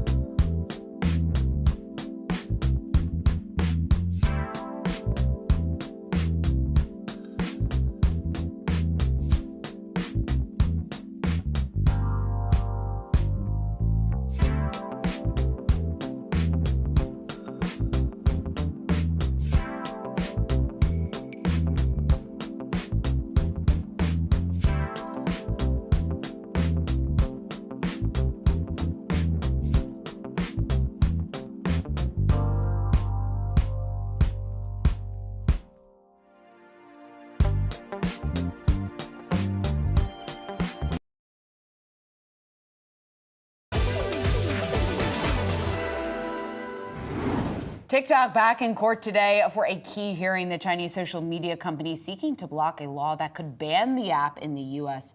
If the ban were to go into effect, it could impact more than just the users, potentially benefiting other social media names and hitting advertisers. Here to talk about this and more, we want to bring in Rachel Tippegrath, as she is the CEO of MicMac, and that is an e-commerce analytics platform. We also want to bring in Rohit Kulkarni, Managing Director of Roth Capital Partners. It's great to have both of you. Rohit, let me start with you. I guess for investors out there, they're trying to figure out the odds that TikTok prevails in the D.C. circuit and then ultimately what that would mean for the broader sector. What's your early reading on that?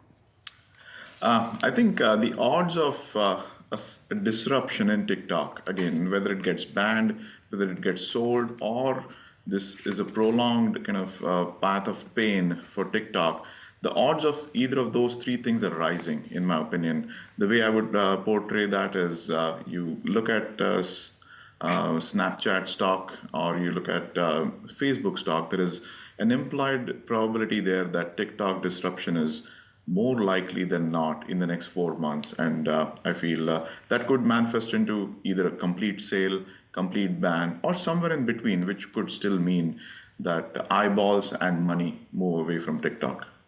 And Rachel, give us your perspective, because on your platform, MicMac, I know that you have a lot of insight into e-commerce trends and the degree to which a lot of the huge tickers that we talk about all the time here at Yahoo Finance could potentially be negatively impacted if there was a disruption to TikTok. What are you seeing in the data on your end about the potential impact to some of these e-commerce big box retailers?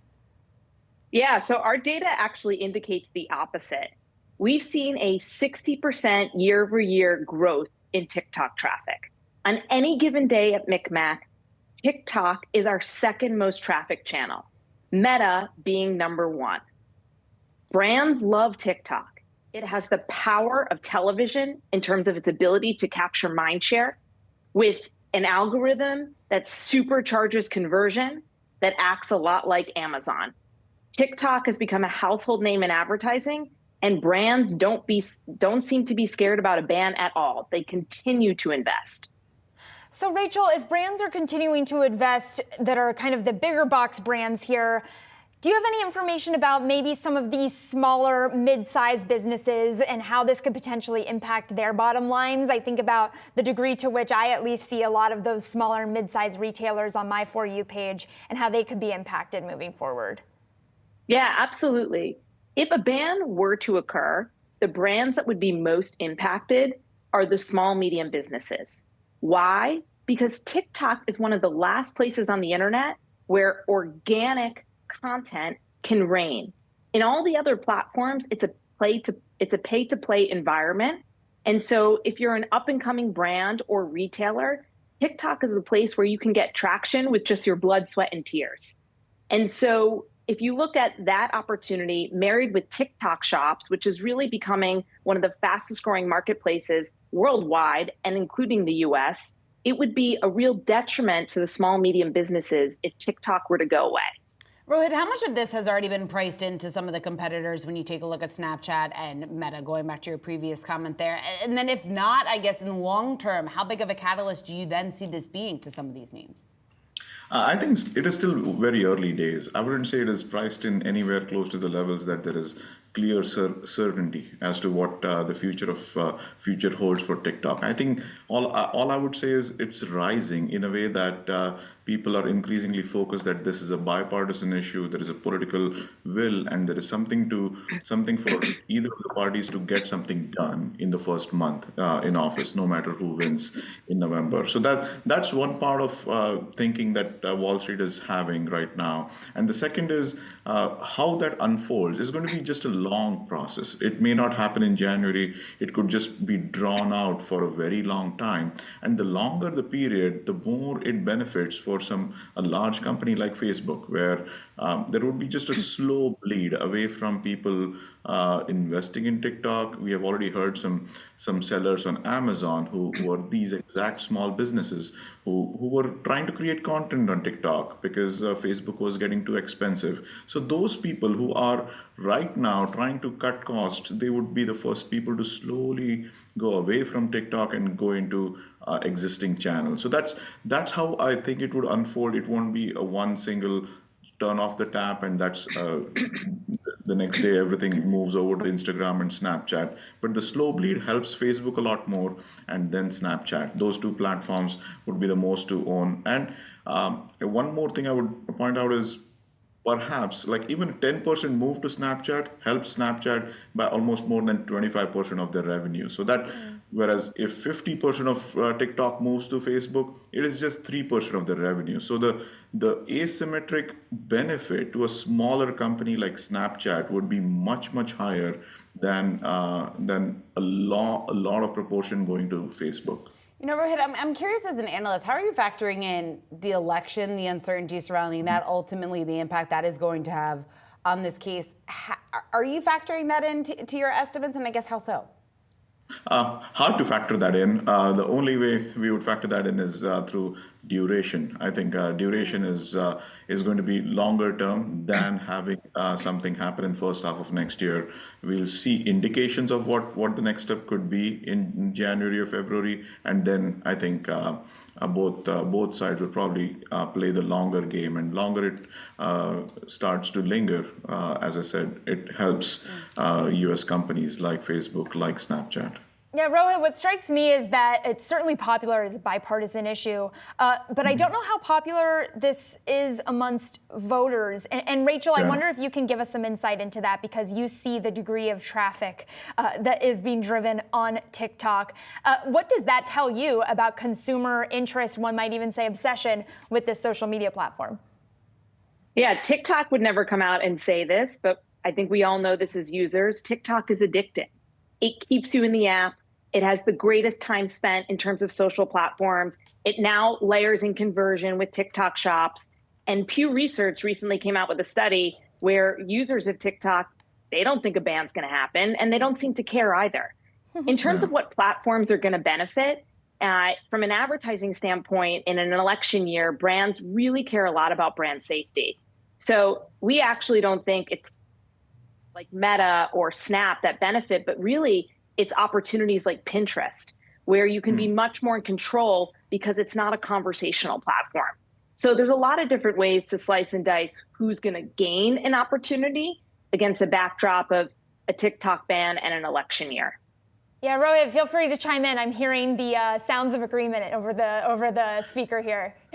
Yeah, absolutely. I think I agree with you, Rachel, in terms of what brands would think when it comes to brand safety and all the noise and controversy and censorship that we are hearing coming out of Facebook.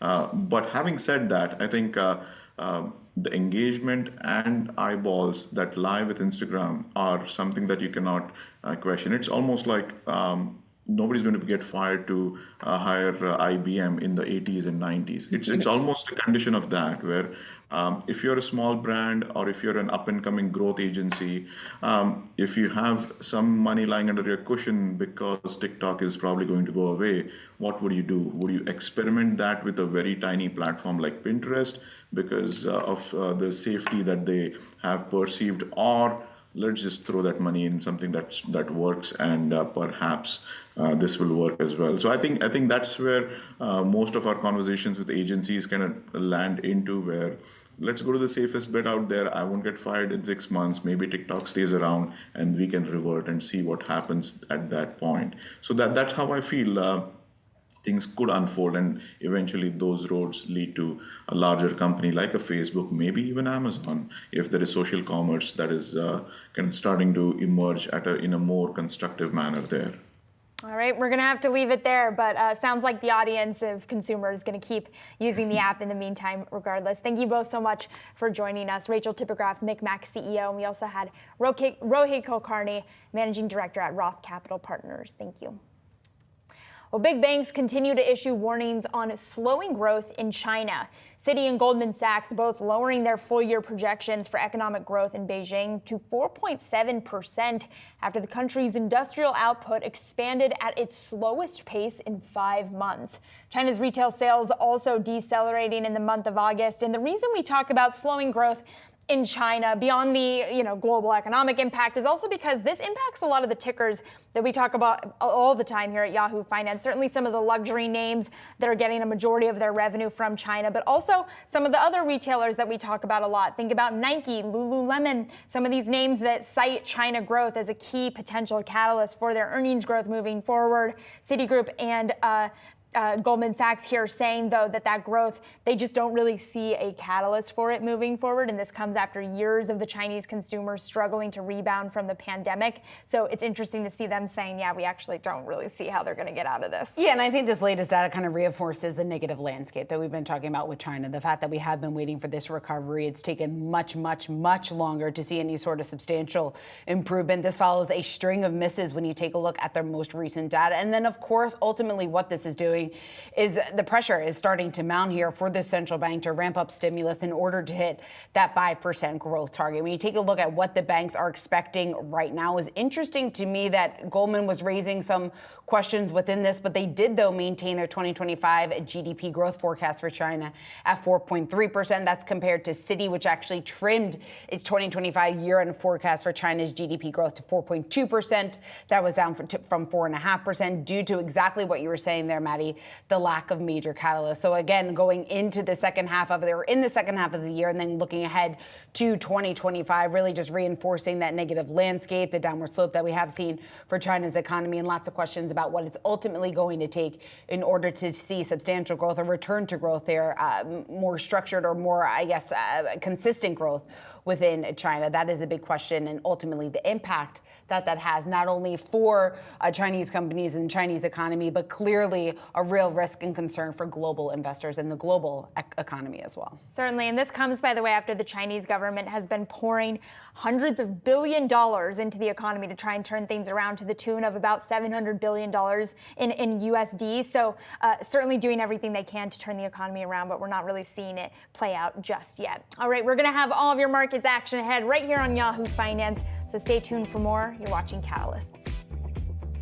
Are you ready to master the markets and, dare I say, become a better leader in the process? Well, Yahoo Finance has you covered with our new full suite of original podcast content. Whether you're a seasoned investor or you're just starting your financial journey, we offer invaluable market insights and strategies to help boost your portfolio, build your wealth, and make you a successful investor. Now let's make some money and get a lot smarter. I've done Yahoo Finance forever. This is a spectacular spot. Welcome to Stocks in Translation. I'm your host, Jared Blickery. Hello, world. I'm Ross Mack. Hi, I'm Bob Powell, and welcome to Decoding Retirement.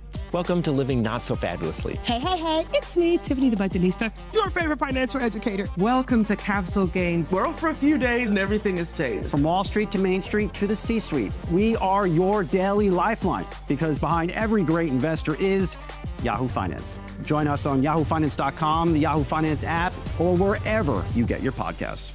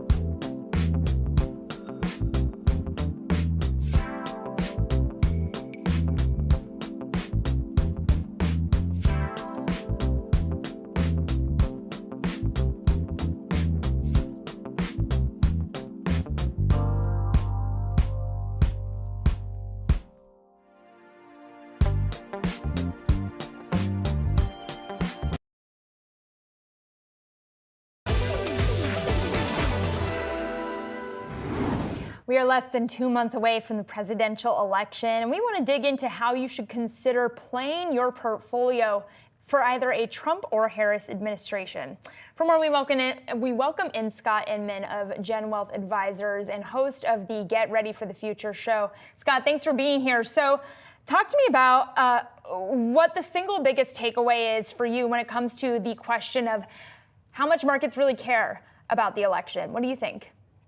Yeah, well, thanks for having me. It's good to be on with you. And I think the short answer is they don't really care about who is in office. I know that may be shocking to hear for investors, and we get that question in client meeting rooms very frequently.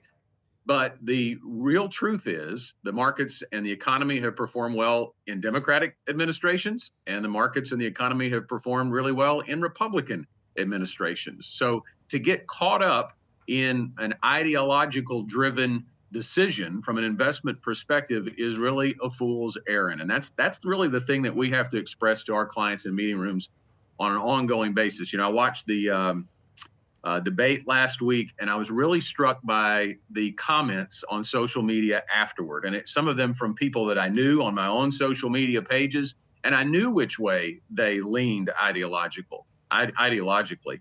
And to a person, as you might expect, the people that I know lean right think that Donald Trump won that debate. And the people that I know that lean left thought that Kamala Harris won that debate. And the reality is, I think we see everything through our ideological lenses, and we get caught up in thinking that if our person is not in office, that the economy is bad, that the markets are going to go south. And that's just not really the case. There's a great chart out from JP Morgan Guide to the Markets that shows the last 4 presidential administrations. And it shows the percentage of Republicans who thought the economy was good was off the charts when their person was in office. And the percentage of Democrats that thought the economy was good was down when their person was not. And it flip-flopped every time we had a party regime change. And the reality is GDP growth took place through all 4 of those administrations. So then, Scott, should the investors be adjusting their portfolios at all? Is this something that you then, just given the fact that maybe it doesn't ultimately matter overall, just given the index returns post-election, but what about who is in office? Because it does affect some individual trades, individual sectors, depending on policy. Yeah, certainly. And that's a good point. I think who the president is can impact the economy. They can't control it. You know, I think that's the difference here. Policy does make a difference. And when you look at what is possibly going to take place based on who is in office, those are the places you could look from an equity perspective. But I also think the overall economic environment matters more. And really what we're talking to clients about is we are now moving into a likely cycle of the Fed dropping interest rates, cutting the interest rates. So really the macroeconomic view here for us is that we're in a very good spot for bond portfolios moving forward. So yeah, there's going to be, and we do talk about volatility too, right? Around the election, there's going to be volatility around the election, maybe even a little post-election, because the market may not care who wins, but they do want to know who it's going to be. The market likes certainty. And right now, it is a 50-50 toss-up on who's going to win. So, yeah, it's going to be volatile around the election. And then moving forward, policy decisions by whoever wins certainly matters from an equity perspective. But I think it's a smaller cause for concern, if you will. Yeah. I think we teach clients all the time that the overall equity market is a long-term play, right? We're not looking at trading in and out on a daily basis, monthly basis, yearly basis. We are setting these things in motion for decades to reach our long-term financial goals. All right, Scott, we have to leave it there. Scott Inman of Gen Wealth Financial Advisors and host of the Get Ready for the Future show. Thanks so much for joining us here this morning on Yahoo Finance. Just about 90 minutes into the trading day, let's take a look at how things are shaping up. We weren't drifting too far from the flat line, although tech under pressure here today. You can see that is still the case, accelerating some of those earlier losses. You now have got the Nasdaq off about nearly 1%. You've got the Dow and the S&P. Actually, the S&P just below the flat line now, but the Dow holding on to gains off the highs of the session, now up just about 117. All right, well, coming up right here, you've got Wealth. It is dedicated to all of your personal finance needs. And Rochelle Akufo is going to have you for the next hour, so stay tuned for more.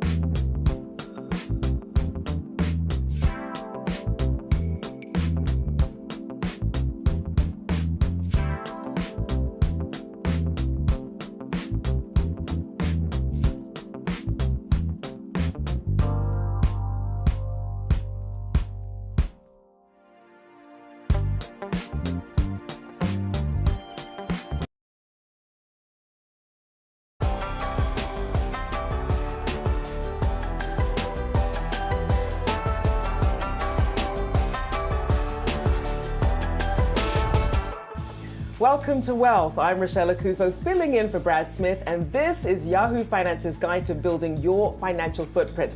Our community of experts will give you the resources, tools, tips, and tricks you need to grow your money. Now, on today's show, the Fed is gearing up for its first interest rate cut of this hiking cycle. We'll talk to a portfolio manager about what you should do with your finances ahead of a cut. And the Great Wealth Transfer will bring you actionable advice and tips from Fidelity Investments' Head of Wealth Management Solutions. Don't want to miss that. Plus, Yahoo Finance is taking you back to the basics with our theme week, Investing 101, 5 Rules to Build Wealth. Now, we're talking to personal finance experts from across Yahoo Finance all week long, starting with Ross Mack coming up later on in today's show. So first, let's take a look at some of the market action that we're seeing so far 90 minutes into the trading day. Seeing a bit of a mixed picture here as we see the Dow, the only one in positive territory, though losing ground at the moment. The S&P also being weighed down mostly by the tech stocks, and that brings us to the Nasdaq and that tech story. We got that analyst note from TFI International Securities showing weaker than anticipated pre-sales of the iPhone 16, and we're seeing that taking a drag there on the S&P and the Nasdaq as we, of course, are in that holding pattern ahead of the Fed. Well, Wednesday's Fed meeting could finally bring in the first cut that markets have been pricing in for months. So what could a rate cut of either 25 or 50 basis points mean for the economy and the consumer? Well, here with more is our very own Josh Lipton. So Josh, break it down for us.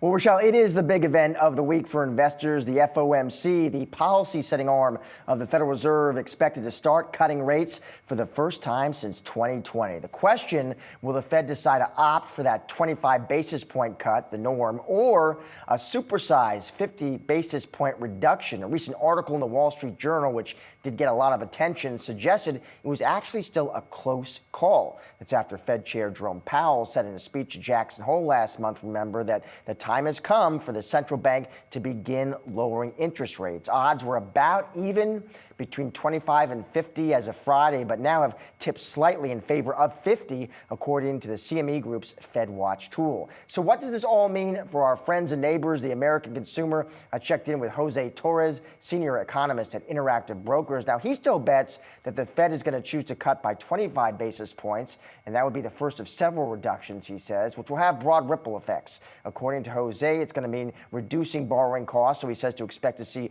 greater demand for homes and cars. It's going to encourage more lending activity. And Jose points out it would encourage more risk-taking by investors, meaning if you want to buy stocks on margin at your broker, the cost of doing so would decrease. Also, if you're sitting in T-bills or higher-yielding savings accounts, then you might now be incentivized to invest in riskier assets like equities. So how are consumers feeling as we head into this big decision? The September Michigan Consumer Sentiment Index did increase to 69. That was slightly above what was expected. Economists noting that the combination of falling gas prices, recovery in stock prices, and yes, growing expectations that interest rates will fall have all combined to boost consumer sentiment so far this month. Rochelle, back to you. All right, appreciate that update. We know that'll be closely watched indeed. Appreciate that, our very own Josh Lipton. Well, with all eyes on Wednesday's Fed meeting and a potential announcement of an initial rate cut, what are some sectors that could be poised to make gains? And how should you be setting up your portfolio in anticipation? Here to share some tips and advice is Keith Buchanan, Global Investments Senior Portfolio Manager. Good to have you on the show here. So what can we expect here, especially if we're still sort of teetering between expectations of a 25 and 50 basis point cut? Well, thank you very much for having me. We've seen a lot of changes over the past 2 weeks with volatility around what's expected of the Federal Reserve coming up this week on the meeting that we have in the press conference. We also have a dot plot that's being released this meeting, which could lay out the expectation, at least as of now, for what some of those voting members expect over the coming 12 to 24 months. We've seen, an interesting dynamic coming up to this meeting. Is actually yesterday over the weekend, there was 50-50 odds of a 25 basis point cut or a 50 basis point cut. Now that's skewed a little more towards 50, but nonetheless, 48 hours before a meeting, we typically have a little more direction as far as what the market is clearly expecting, more than 60% that we're having now. So there's a level of anticipated disappointment on one side or the other, whether we go 50 or 25 basis points. So the market's setting up some uncertainty. I think that's why you're seeing some mixed reactions today in the marketplace. but there's somewhat of a, not as much of a toss-up as there was yesterday, but uncertainty about whether the Fed is going to continue to take monetary policy. That's why we think the rhetoric around the press conference is also critically important. So Keith, what are the details that you'll be looking for that's really going to show you which sectors perhaps investors should be leaning into? Right. So if there's a 50 basis point hawkish cut, if you will, we expect those industries that benefit from rates moving lower more quickly to benefit in that regard. So the banks actually have a little more leverage to a soft landing with a dramatic reduction in rates. Also, if that is the case and there is more rhetoric around softness in the economy, we expect the consumer-oriented names that have leverage to a trade down from consumer behavior to also continue to benefit. Names like Walmart kind of come to mind as far as those avenues to play that consumer trade going forward. And what about some of the sectors that will perhaps then start looking less desirable once that Fed rate cut is finally announced? If there's a 50 basis point cut and there's assumption that economic softness has led to a more aggressive Federal Reserve when it comes to bringing back restrictive policy, those more levered to economic growth would stand to have a little more of a negative reaction. Looking at names like industrial, and some of those names have really performed well as of recently. Some of the staples names have also performed very well as of recently. If there's an acceleration in the assumption that the Federal Reserve will take down rates more quickly than the market expects, again, that's somewhat of a toss-up as far as where the market lies with this betting right now.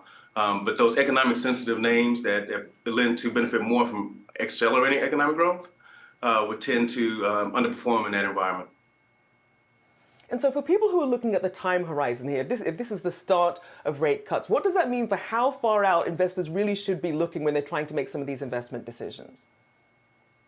Right, and that's one topic that we've tackled a lot within our firm in our discussions. Is the market expecting 250 basis points of cuts over the next 12 months? That's probably, on average, a cut a meeting, and then one or two cuts intra-meeting or one or two jumbo cuts at one of those meetings. We just don't see the data that really justifies being that aggressive as of yet. And we don't think the market has accepted what type of environment would dictate that type of aggressive Federal Reserve as far as bringing, cutting back on restrictive policy. So we just think the market expectations of what's happening and what should happen over the coming 12 months with rates doesn't really match up with the market expectation for what the economy can continue to do over the next 12 months. So we feel like a reconciliation of those two is probably necessary over the next 6 to 8 months as we start to get more data in and we hear more from the Federal Reserve as to the trajectory of rate cuts that could benefit, again, some certain parts of this economy, but also hopefully not justify or be justified by a weakening economy that could put pressure on all segments of our asset landscape. So Keith, what would an ideal portfolio look like in terms of the balance that people should be looking at here? So we've been pulling back recently from larger cap growth, particularly those AI-driven names. Coming into the summer, we've kind of been positioned there for some time. We have an overweight in cash. We're being cautious, but we also want to make sure that we have plenty of flexibility to attack any opportunities as they present themselves. But again, going back to what the Federal Reserve is, what the market is expecting for the Federal Reserve, we feel like there's a lot of uncertainty in the marketplace, whether it's about economic growth, whether or not we're going to continue to soften. Of course, the election presents its own challenges to investors, as well as how does the Federal Reserve react to those inflationary pressures that continue to go towards its target without causing more disruption to the labor market. So those uncertainties have led us to be a little more cautious. But we're not in any way shying back from attacking opportunities as they present themselves. We just see the opportunity set as a little more fraught for risk right now. So we're a little more cautious in our stance. Investors certainly having to be a bit more mindful these days. Appreciate you breaking that down for us. Keith Buchanan, Global Investments Senior Portfolio Manager. Thank you so much. Well, today is the deadline for third quarter estimated tax payments. Now, estimated tax payments are periodic payments made by individuals and businesses throughout the year to fulfill tax obligations to the IRS. But who needs to pay, and what happens if you don't pay on time? Joining us now to break it all down is Mark Stieber, Chief Tax Information Officer at Jackson Hewitt Tax Service. Good to have you on the show. I'm sure you're very popular at parties. Want to break this down, first of all. For people who are wondering, is this me? Am I included in this group of people who is meant to be paying by this tax deadline? What do people need to know? Well, if you've got a side hustle or a side gig or you're self-employed, basically a 1099 worker, and we've certainly seen a lot of those since the pandemic, 30 and 40 million by some estimates, and you're not having your taxes through withholding like an employee like me, then you probably are responsible for making your own estimated payments, both federal and state if you have an income tax. So long story short, if you're self-employed and making money, the man wants that money throughout the year, not just on tax day, and it's your best interest to pay that in 4 installments, April, June, this one in September, and then one in January. Failure to do so will result in some penalty risk and probably some interest and other pesky notices from the IRS. So we're certainly going to get into that. So you talked about how much of this should be being reported here, not just basically your income for the quarter, but in you note that it should be 75% of the calendar year. So how do people figure that out? Yeah, that's a really complicated and a great question. Yeah, the rule is this is an estimate for August or for June 1st through August 31st, that third quarter. But the reality is if you muffed up first and second quarter, you really owe 75% of your total year's taxes by August 31st, due September 15th, 16th this year because it's on a Sunday. So you really have to do a full year tax projection. Take your August data, add 4 more months, whatever that might look like, do an annualized computation of your taxes, and then 75% of that's due. Back off whatever you paid so far, first and second quarter. That balance is what's due by midnight tonight. So for people who are saying, look, this looks like a little bit too much, too much work so late, what should they do? If they're looking at that deadline and they're thinking about perhaps either not filing or wondering what the penalties would be, what do they need to know? Well, first thing, there's a lot of tax professionals out there. There's a lot of online help, although I'm a little, skeptical of some of that social media TikTok guidance. But the point is, if you don't want to take care of this yourself, you can walk to any branded, competent tax professional and say you need some help, and anybody worth their salt will say, I'll help you, and they won't leave till you're done. That being said, if you can't even get to that today, just know that these penalties, underpayment, interest, and all that goes with it, are compounded on a daily basis. So if you miss today, tomorrow, not as good as today because it's not a cliff penalty. It's not just 25% right up front, but it is an exposure. So take care of it as soon as you can get to it. Get help if you need it, and certainly look at some of the online options if you really want to go that route. You can pay online, of course. There's a half a dozen different ways to pay the money, but that calculation, the point you made earlier, that's the complex part. Sometimes that's something people can do themselves. Sometimes you need a little help, or sometimes you need help just once and then you kind of figure it out on your own. But you can't ignore the deadline. You can't kick this down the road. You really should not wait till tax day. That really just compounds your risk exposure for those underpayment penalties, the interest, money to clean it up after that. So get some help if you need it. Plenty of time, even though it's the 16th today. You can take care of it today if you can, and as soon as not, if you miss this deadline. And for people who are wondering if it applies to them, are there any sort of exceptions or thresholds that people need to be aware of? Yeah, there are, but those are pretty small. The real reality is if you owe more than $1,000 for your taxes for your side hustle, then you're supposed to make estimates. But if you're in a side hustle and you're not making enough money to owe $1,000, then I don't know really what you need to do, but taxes are probably your secondary problem. Making money is your first problem. There are not really many other exclusions. In fact, there's some other traps to watch out for. This is an estimated tax penalty or a requirement, and that's more than just your income tax. Self-employed people, of course, they owe self-employment tax and some other taxes as well. So it's not just a simple income tax estimate that's due today. It's all the taxes that you might owe on your tax return. And self-employed people owe not just income tax, but self-employment tax, Medicare tax. And your question earlier about who does this apply to? It's not just your self-employed people. Today, there's so many other income streams, from off-balance sheet cryptocurrency gains, other side hustle, passive income like dividends, gains from sales of your passive portfolio, anything that has income, you're supposed to pay taxes throughout the year. So self-employed, that's kind of the lion's share with 30 or 40 million of those people. But it certainly applies to a whole lot more, and certainly a whole lot more in this generation where there's lots of income coming in from a lot of different places, including those that I named, but not excluding, people who are gaming and making money, on their online betting. Those people owe taxes, and they owe estimates if it's over $1,000 as well. And certainly that pool, as you mentioned, there of workers and different kinds of income has certainly expanded over the years. Appreciate you joining us, Mark Stieber, Chief Tax Information Officer at Jackson Hewitt Tax Service. Thanks so much. Thank you. Have a great day. You too. All right, we still have all your markets action ahead. Stay tuned. You're watching Yahoo Finance.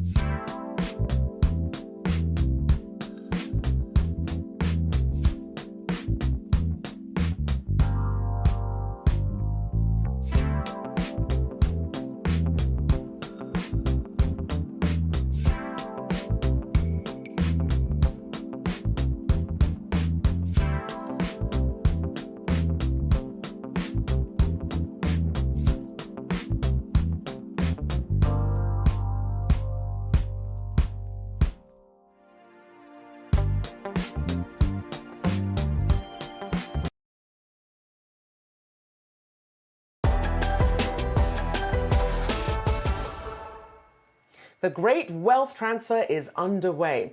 So in case you're wondering, that's more than $70 trillion in assets set aside to be handed down to younger generations in the next 20 years. To discuss best practices for inheriting transferred wealth, we have Rich Compson, Fidelity Investments Head of Wealth Solutions. So Rich, let's start here. The great wealth transfer sometimes seems like something very far away. What does it mean for people today? Well, some people think it's only the rich that have this wealth transfer, but what we actually see is everybody ends up passing on some kind of wealth in some kind of form. You know, it could be a savings account, a retirement account, a home, or just stuff. I mean, if you think about the stuff that you accumulate in life, a lot of it is just like, what do you want to do with your stuff over time? So it's really about everyone. And, you know, the Federal Reserve would say the average is about $50,000, but this is something that we all need to face at some point in time. So as people are trying to collect everything together from, as you mentioned, whether it's home or assets you have around the house, what should everybody, regardless of their asset level, be doing right now to start planning for this great wealth transfer? I think part of it first starts with how do you want to live your life? What's important to you? Like if you're in retirement, how much do you want to live in retirement? How much do you want to save for your next generation? So it starts with a plan for you. And what does it mean to you and your overall goals? Then you can use that to say, well, how do I set a financial plan around that? And financial planning sounds daunting, but it's really about what do you have to spend? How are you going to spend against it? And what will you might have left over? And then probably the most important thing is to start to have a family conversation. What do you aspire to have done with your wealth? And for the people that are inheriting their wealth, what do they want? What are they looking for? And so then in terms of the actual vehicles, of when we say a financial plan, what should that involve so that people can even figure out how to pass down wealth? Yeah, I mean, sometimes financial plan, again, sounds daunting. And to me, it's just like, what's the plan for your stuff? You know, you accumulate assets over time. And really what you're trying to understand is you have those assets, and then you're going to spend those assets over time. And that becomes your budget. And what are you spending against that? So if you start with just capturing an inventory of your assets and the things that you have, including your home and your personal effects, and then look at your budget. What are you going to spend? And that'll help you understand what's going to be left over. And then you can really use that to say, well, what am I going to leave behind? And how will that impact my children or my broader family? So then for people who are wondering, do I need to do something differently when I'm trying to, say, establish things regarding real estate versus, you know, other objects or perhaps services or things, businesses that they want to pass them on? Yeah, I mean, wealth transfer has a range of complexity that you can address. Some very simple things are for financial accounts. How do you have a beneficiary in place on your accounts, and how do you want the assets to pass? I mean, that's the most simple form. For a home, you really want to say, what is the conversation you want to have around the home? Who do you want the home to? Do the people want to have the home on the other side? And there, having a will and an effect is helpful. For more complex cases, you might need a trust. If you have passing on wealth to people that may not be able to handle and manage that money, how does that trust affect? I think, you know, just a small example of my family, my grandparents grew up on a farm. They built that farm up over many years. They lived through the Depression. They saved money on the side. But for the big question for them was, well, what do I want to have happen with the farm? And what did it mean to them? And they wanted to retain a farm. And they talked to the children about, and my uncles and my mom to say, what do you want to do? And they had different interests. So having that conversation amongst the family was important to figure out what the plan forward is going to be. And you raise a good point, because a lot of people aren't having conversations about money in the first place, let alone what they want to happen to it afterwards. So people on the giving and the receiving end of these transfers, what's important for them to keep in mind? Yeah, I think the first thing is no time is better than now. Get started, because you just don't know what the future is going to lay. I mean, we see a lot of cases where people have surprise events in their lives that are unfortunate events. You know, they may pass earlier than expected, or they may become disabled or in some form or another. How do you start those conversations early? And I just think about me growing up, like we didn't have a lot of conversations as a family around money and the wealth. And the more you can do starting right out, like for me, I have two kids in their 20s. How do I get them started? How do we start those conversations earlier? So when you get to the more complex topics later in life, they're more prepared. And what are the biggest mistakes that you see people making in either giving their wealth or receiving it? I know we were talking about taxes earlier.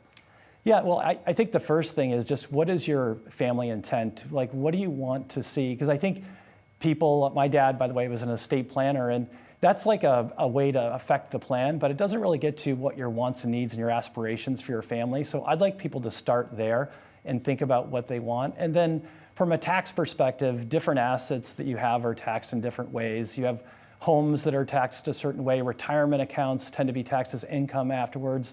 Some assets get stepped up in basis and they don't have taxes till later on. If you have a significant amount of wealth, you have to think about estate taxes that might come into play.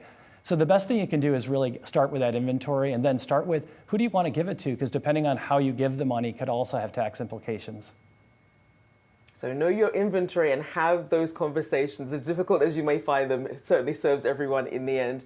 I appreciate you taking the time. Rich Compson, Fidelity Investments, Head of Wealth Solutions. Thank you so much. Thanks, Rochelle. All right, coming up, we give you the first of 5 rules to build your wealth, featuring Yahoo Finance contributor Ross Mack. You won't want to miss it. Are you ready to master the markets and, dare I say, become a better leader in the process? Well, Yahoo Finance has you covered with our new full suite of original podcast content. Whether you're a seasoned investor or you're just starting your financial journey, we offer invaluable market insights and strategies to help boost your portfolio, build your wealth, and make you a successful investor.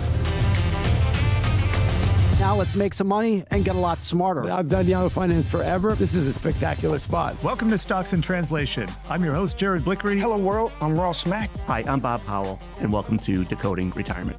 Welcome to Living Not So Fabulously. Hey, it's me, Tiffany the Budgetista, your favorite financial educator. Welcome to Capital Gains World for a few days and everything has changed. From Wall Street to Main Street to the C-suite, we are your daily lifeline because behind every great investor is Yahoo Finance. Join us on yahoofinance.com, the Yahoo Finance app, or wherever you get your podcasts.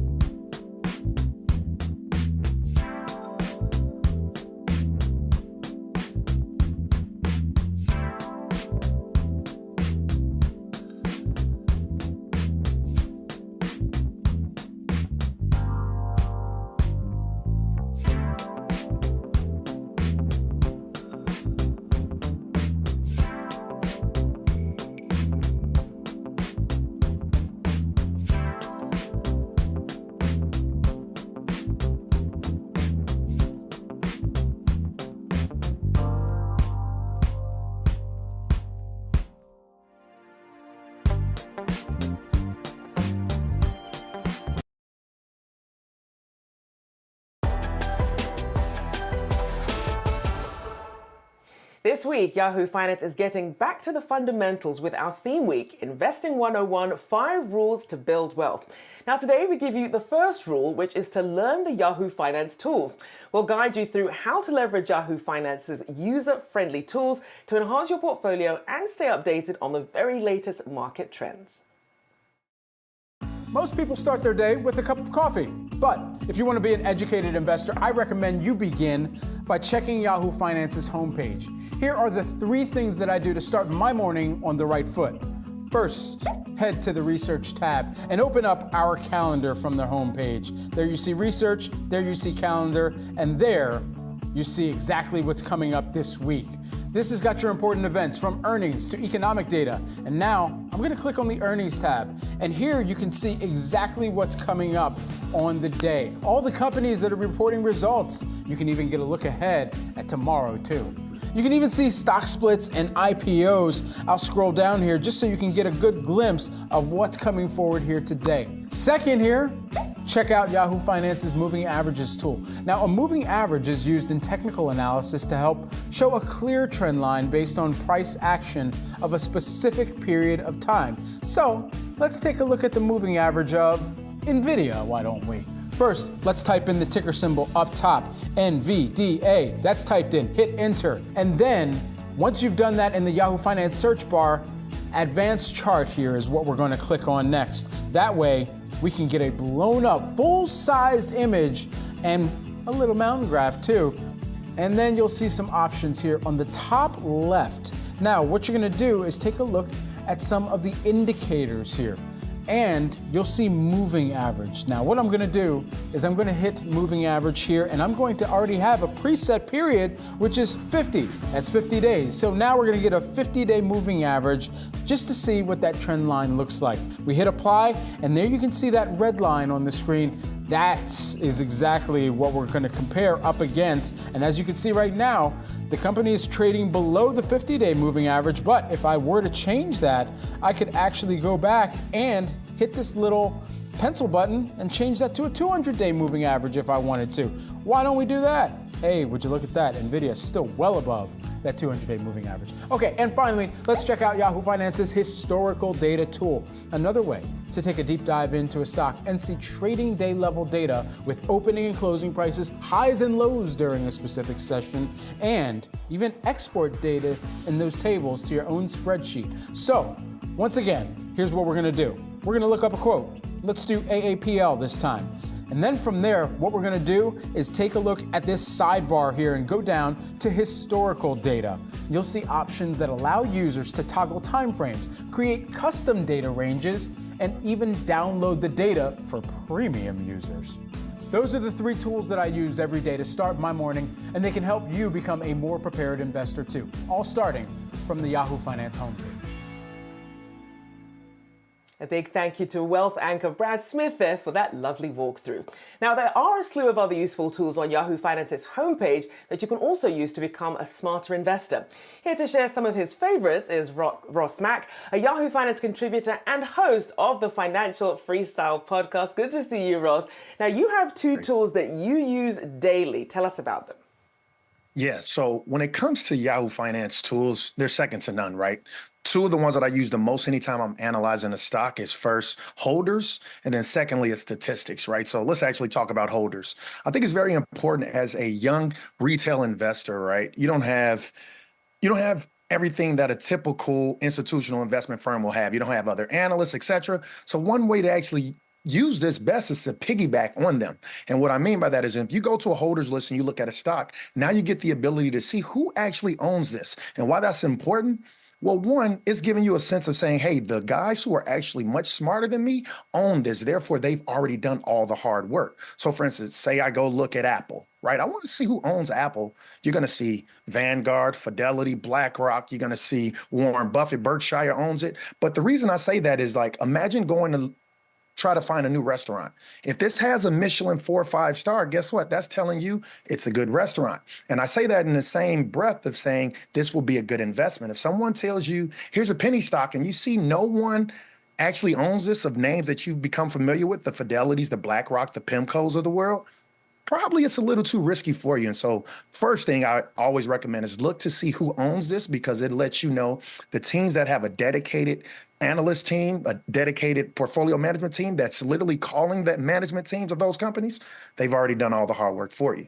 And then secondly, I love statistics. And the reason I say that, it's almost like a FICO score of a company. You need to know exactly what that company is owning. You need to know how much cash they have on their balance sheet, how much debt they have. You want to know how much revenue they're actually making. And on top of that, another thing I like to look at, you also want to get a sense of some of their price to earnings ratios, right? Like, I think when it's all said and done, this gives you a benefit of being able to compare certain companies on an apples to apples basis by just looking at sheer ratio numbers. For instance, a price to earnings is going to give you a sense of just how much money you're paying for every dollar of earnings that that company has. And so I like looking at companies that have a lower price to earnings ratio relative to other comparable companies, just letting you know maybe it's undervalued. And so when it's all said and done, I love those two statistics the best.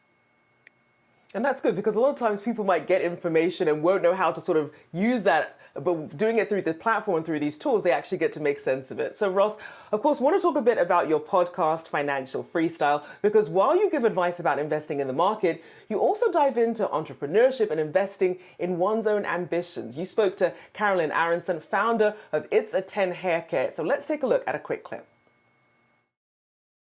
What advice would you give to young aspiring entrepreneurs when it comes, irrespective of the field, but like what advice would you give to them? In general, absolutely. 18 years into it, the first advice I would give is don't listen. Don't listen to your doubters.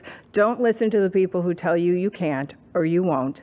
And ultimately, think about the possibilities. So always think big, but also basically dot your I's, cross your T's, have your proper contracts in place. Hire the trademark attorneys. Get the proper people to advise you, possibly the legal team behind you. That's actually going to help you set up your little tiny business from the get-go properly. Because you know what? Sometimes they grow up, like my brand did. When I started this company, I certainly didn't think that we would be in 117 countries. Wow. 18 years later, It's a 10 is just one of my brands. I have 15 companies now. So you know what? There's a lot of things to cover. And when you're just starting out, you kind of forget about those things, but they're crucial. And Ross, you raised some good points there about the doubters, especially when you're trying to start and grow a business. So tell us about this interview and some of the other topics that you're covering on Financial Freestyle. Well, I really enjoyed this interview. Carolyn is what I would say a young mogul, right? I think her hair care company has grossed over $1 billion in revenue. But I think the interesting thing is you could understand her struggle, right? She's had a failed company. And I think the resiliency of that allowed my viewers to actually say, wow, I can actually do the same thing. And so when it's all said and done, Financial Freestyle is a podcast that is near and dear to me because I am taking people on a journey while talking and uncovering some of the secrets that many successful people have uncovered along their pathway to becoming successful. So we're talking to whether it's C-suite individuals that work at financial firms, and they'll give us information and, shortcuts on how to actually become proficient when it comes to their retirement planning, financial literacy, how to get out of debt, how to actually get financing. And we also talk to entrepreneurs, and we'll talk to them and actually see what are some of the paths that they took to actually become successful. And I think at the end of the day, one of the great testaments of, a person that's successful is speaking to them, right? And allowing you to now make shortcuts so you don't have to make the same mistakes they have. And so that's what Financial Freestyle is. We're breaking financial literacy down, making it more digestible. And we want every viewer that's watching it to leave inspired and, more importantly, more educated than you can.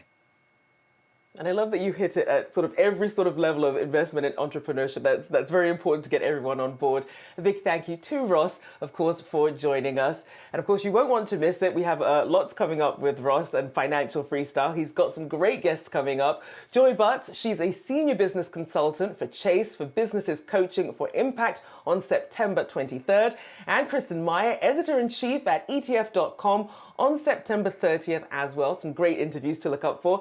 And of course, everyone tune into Financial Freestyle with Ross Mack every Monday at 12 p.m. Eastern. Be sure to tune in. And of course, we'll have more investing rules for you to build your wealth throughout this week with David and John Otenschneider, host of Living Not So Fabulously, joining the show tomorrow as well.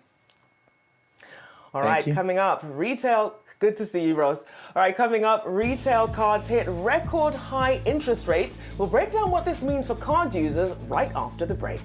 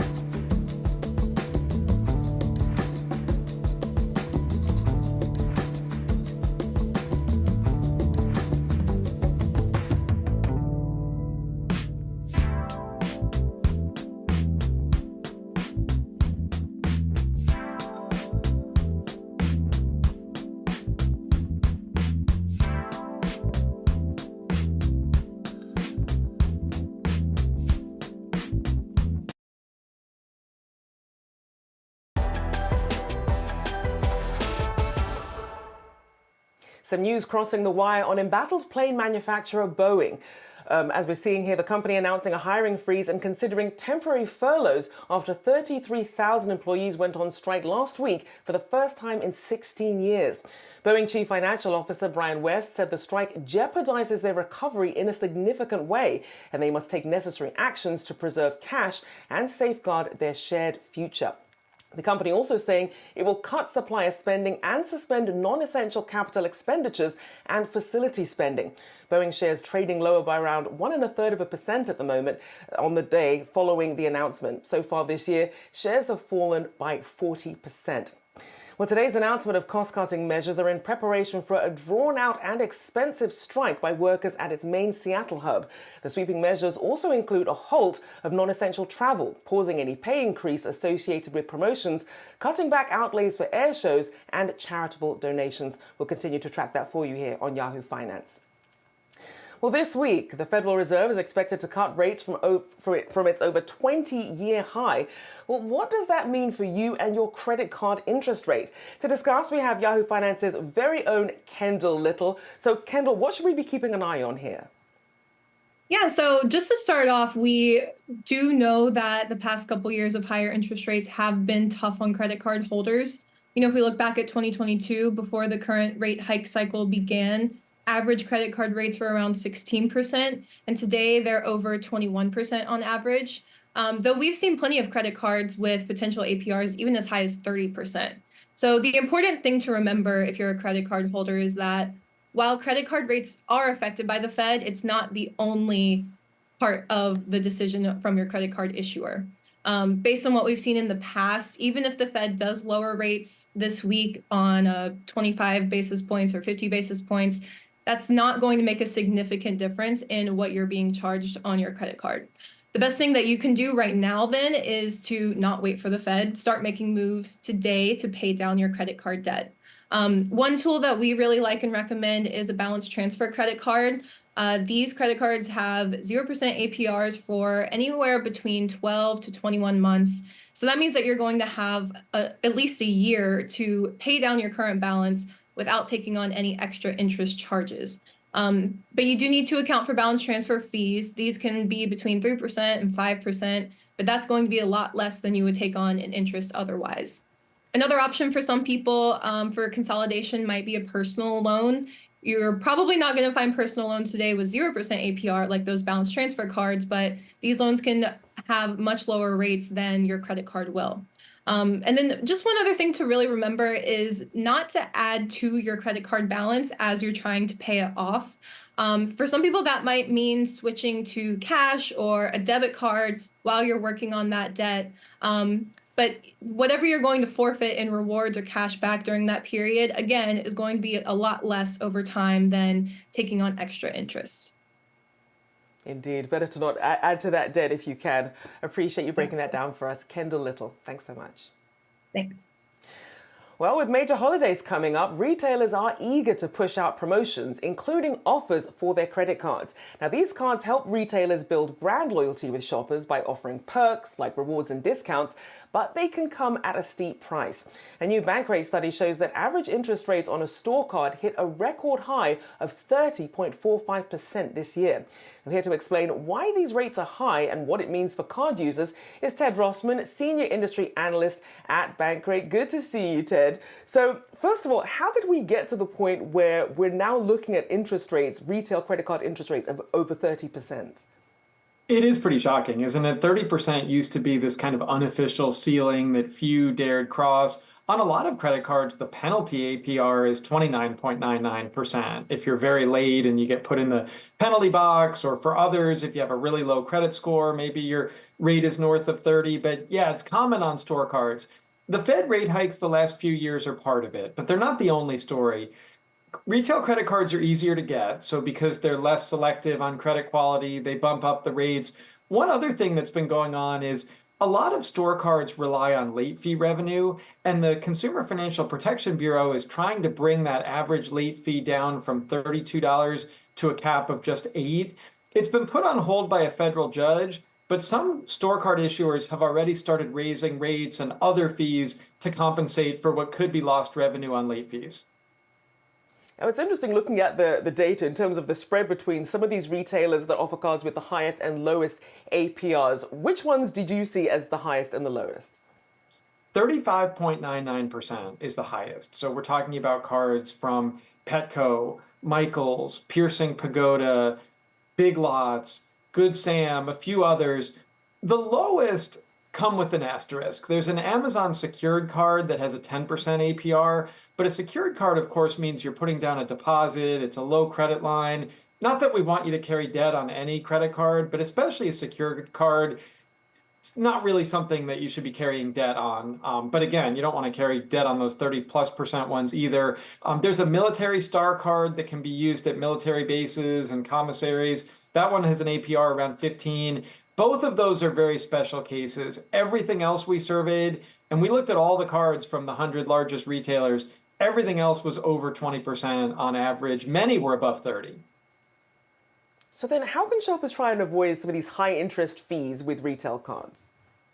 The best advice is to pay in full if you can. And I realize that may be easier said than done, but maybe you're better off without one of these credit cards. You know, if you have existing debt, move it to a 0% balance transfer card, knock it out that way. But sometimes people fall into these cards by accident. You know, you get that pitch at the sales counter about 10% off, 20% off today's purchase. Maybe you don't even realize you're signing up for a credit card. Maybe you think it's a store loyalty program and you don't realize there's a credit check and a high interest rate. You want to go in with eyes wide open. It's fine to say no or not right now. Be wary of deferred interest promotions too. That's common on store cards where they say no interest for 12 months, but when it's framed as deferred interest, if you don't pay the full amount by the time the clock runs out, then they go back and they charge you retroactively for all of the interest that would have accumulated.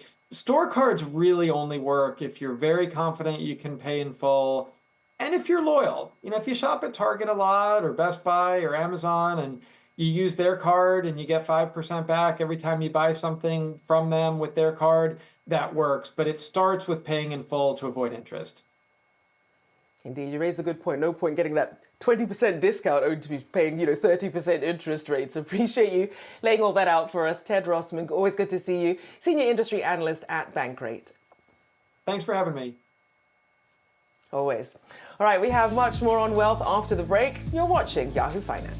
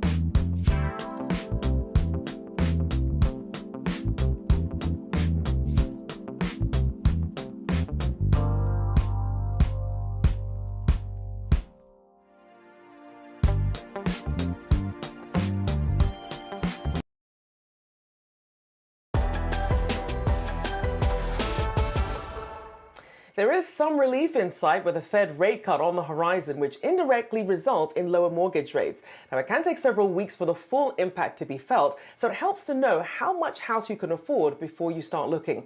Yahoo Finance's affordability calculator can help you do just that.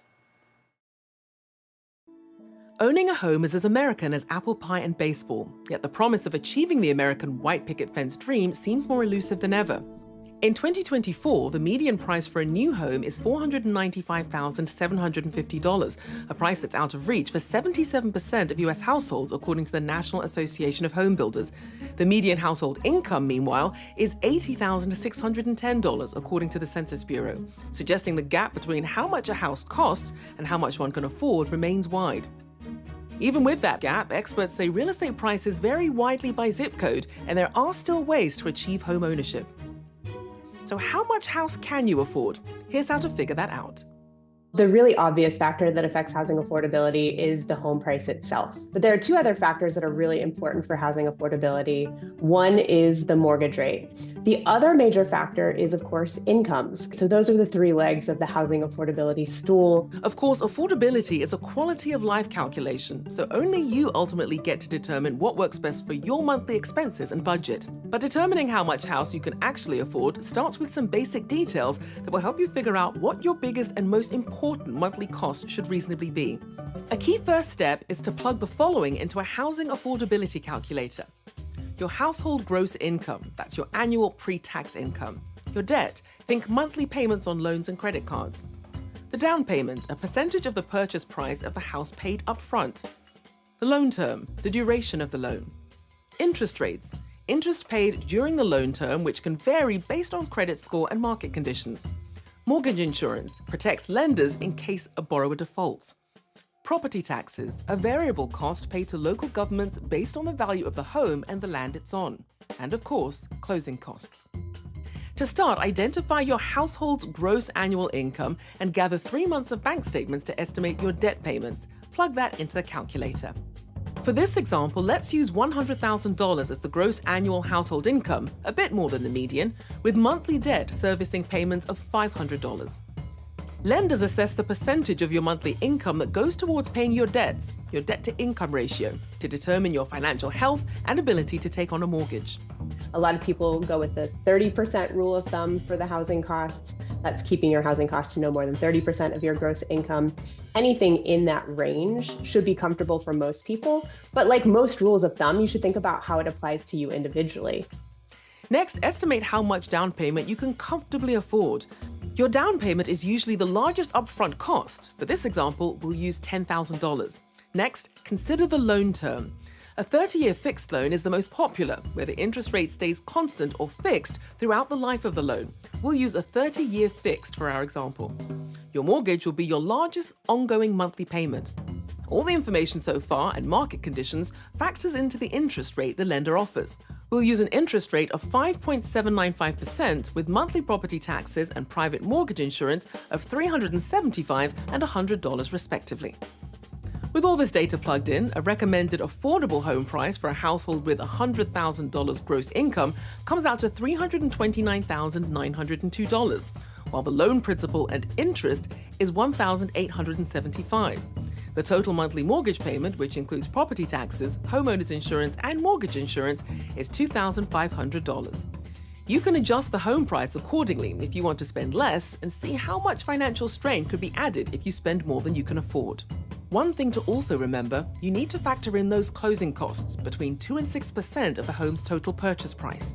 It's important to note that buying a home is a transaction, while owning a home is an ongoing budgeting consideration beyond the monthly mortgage.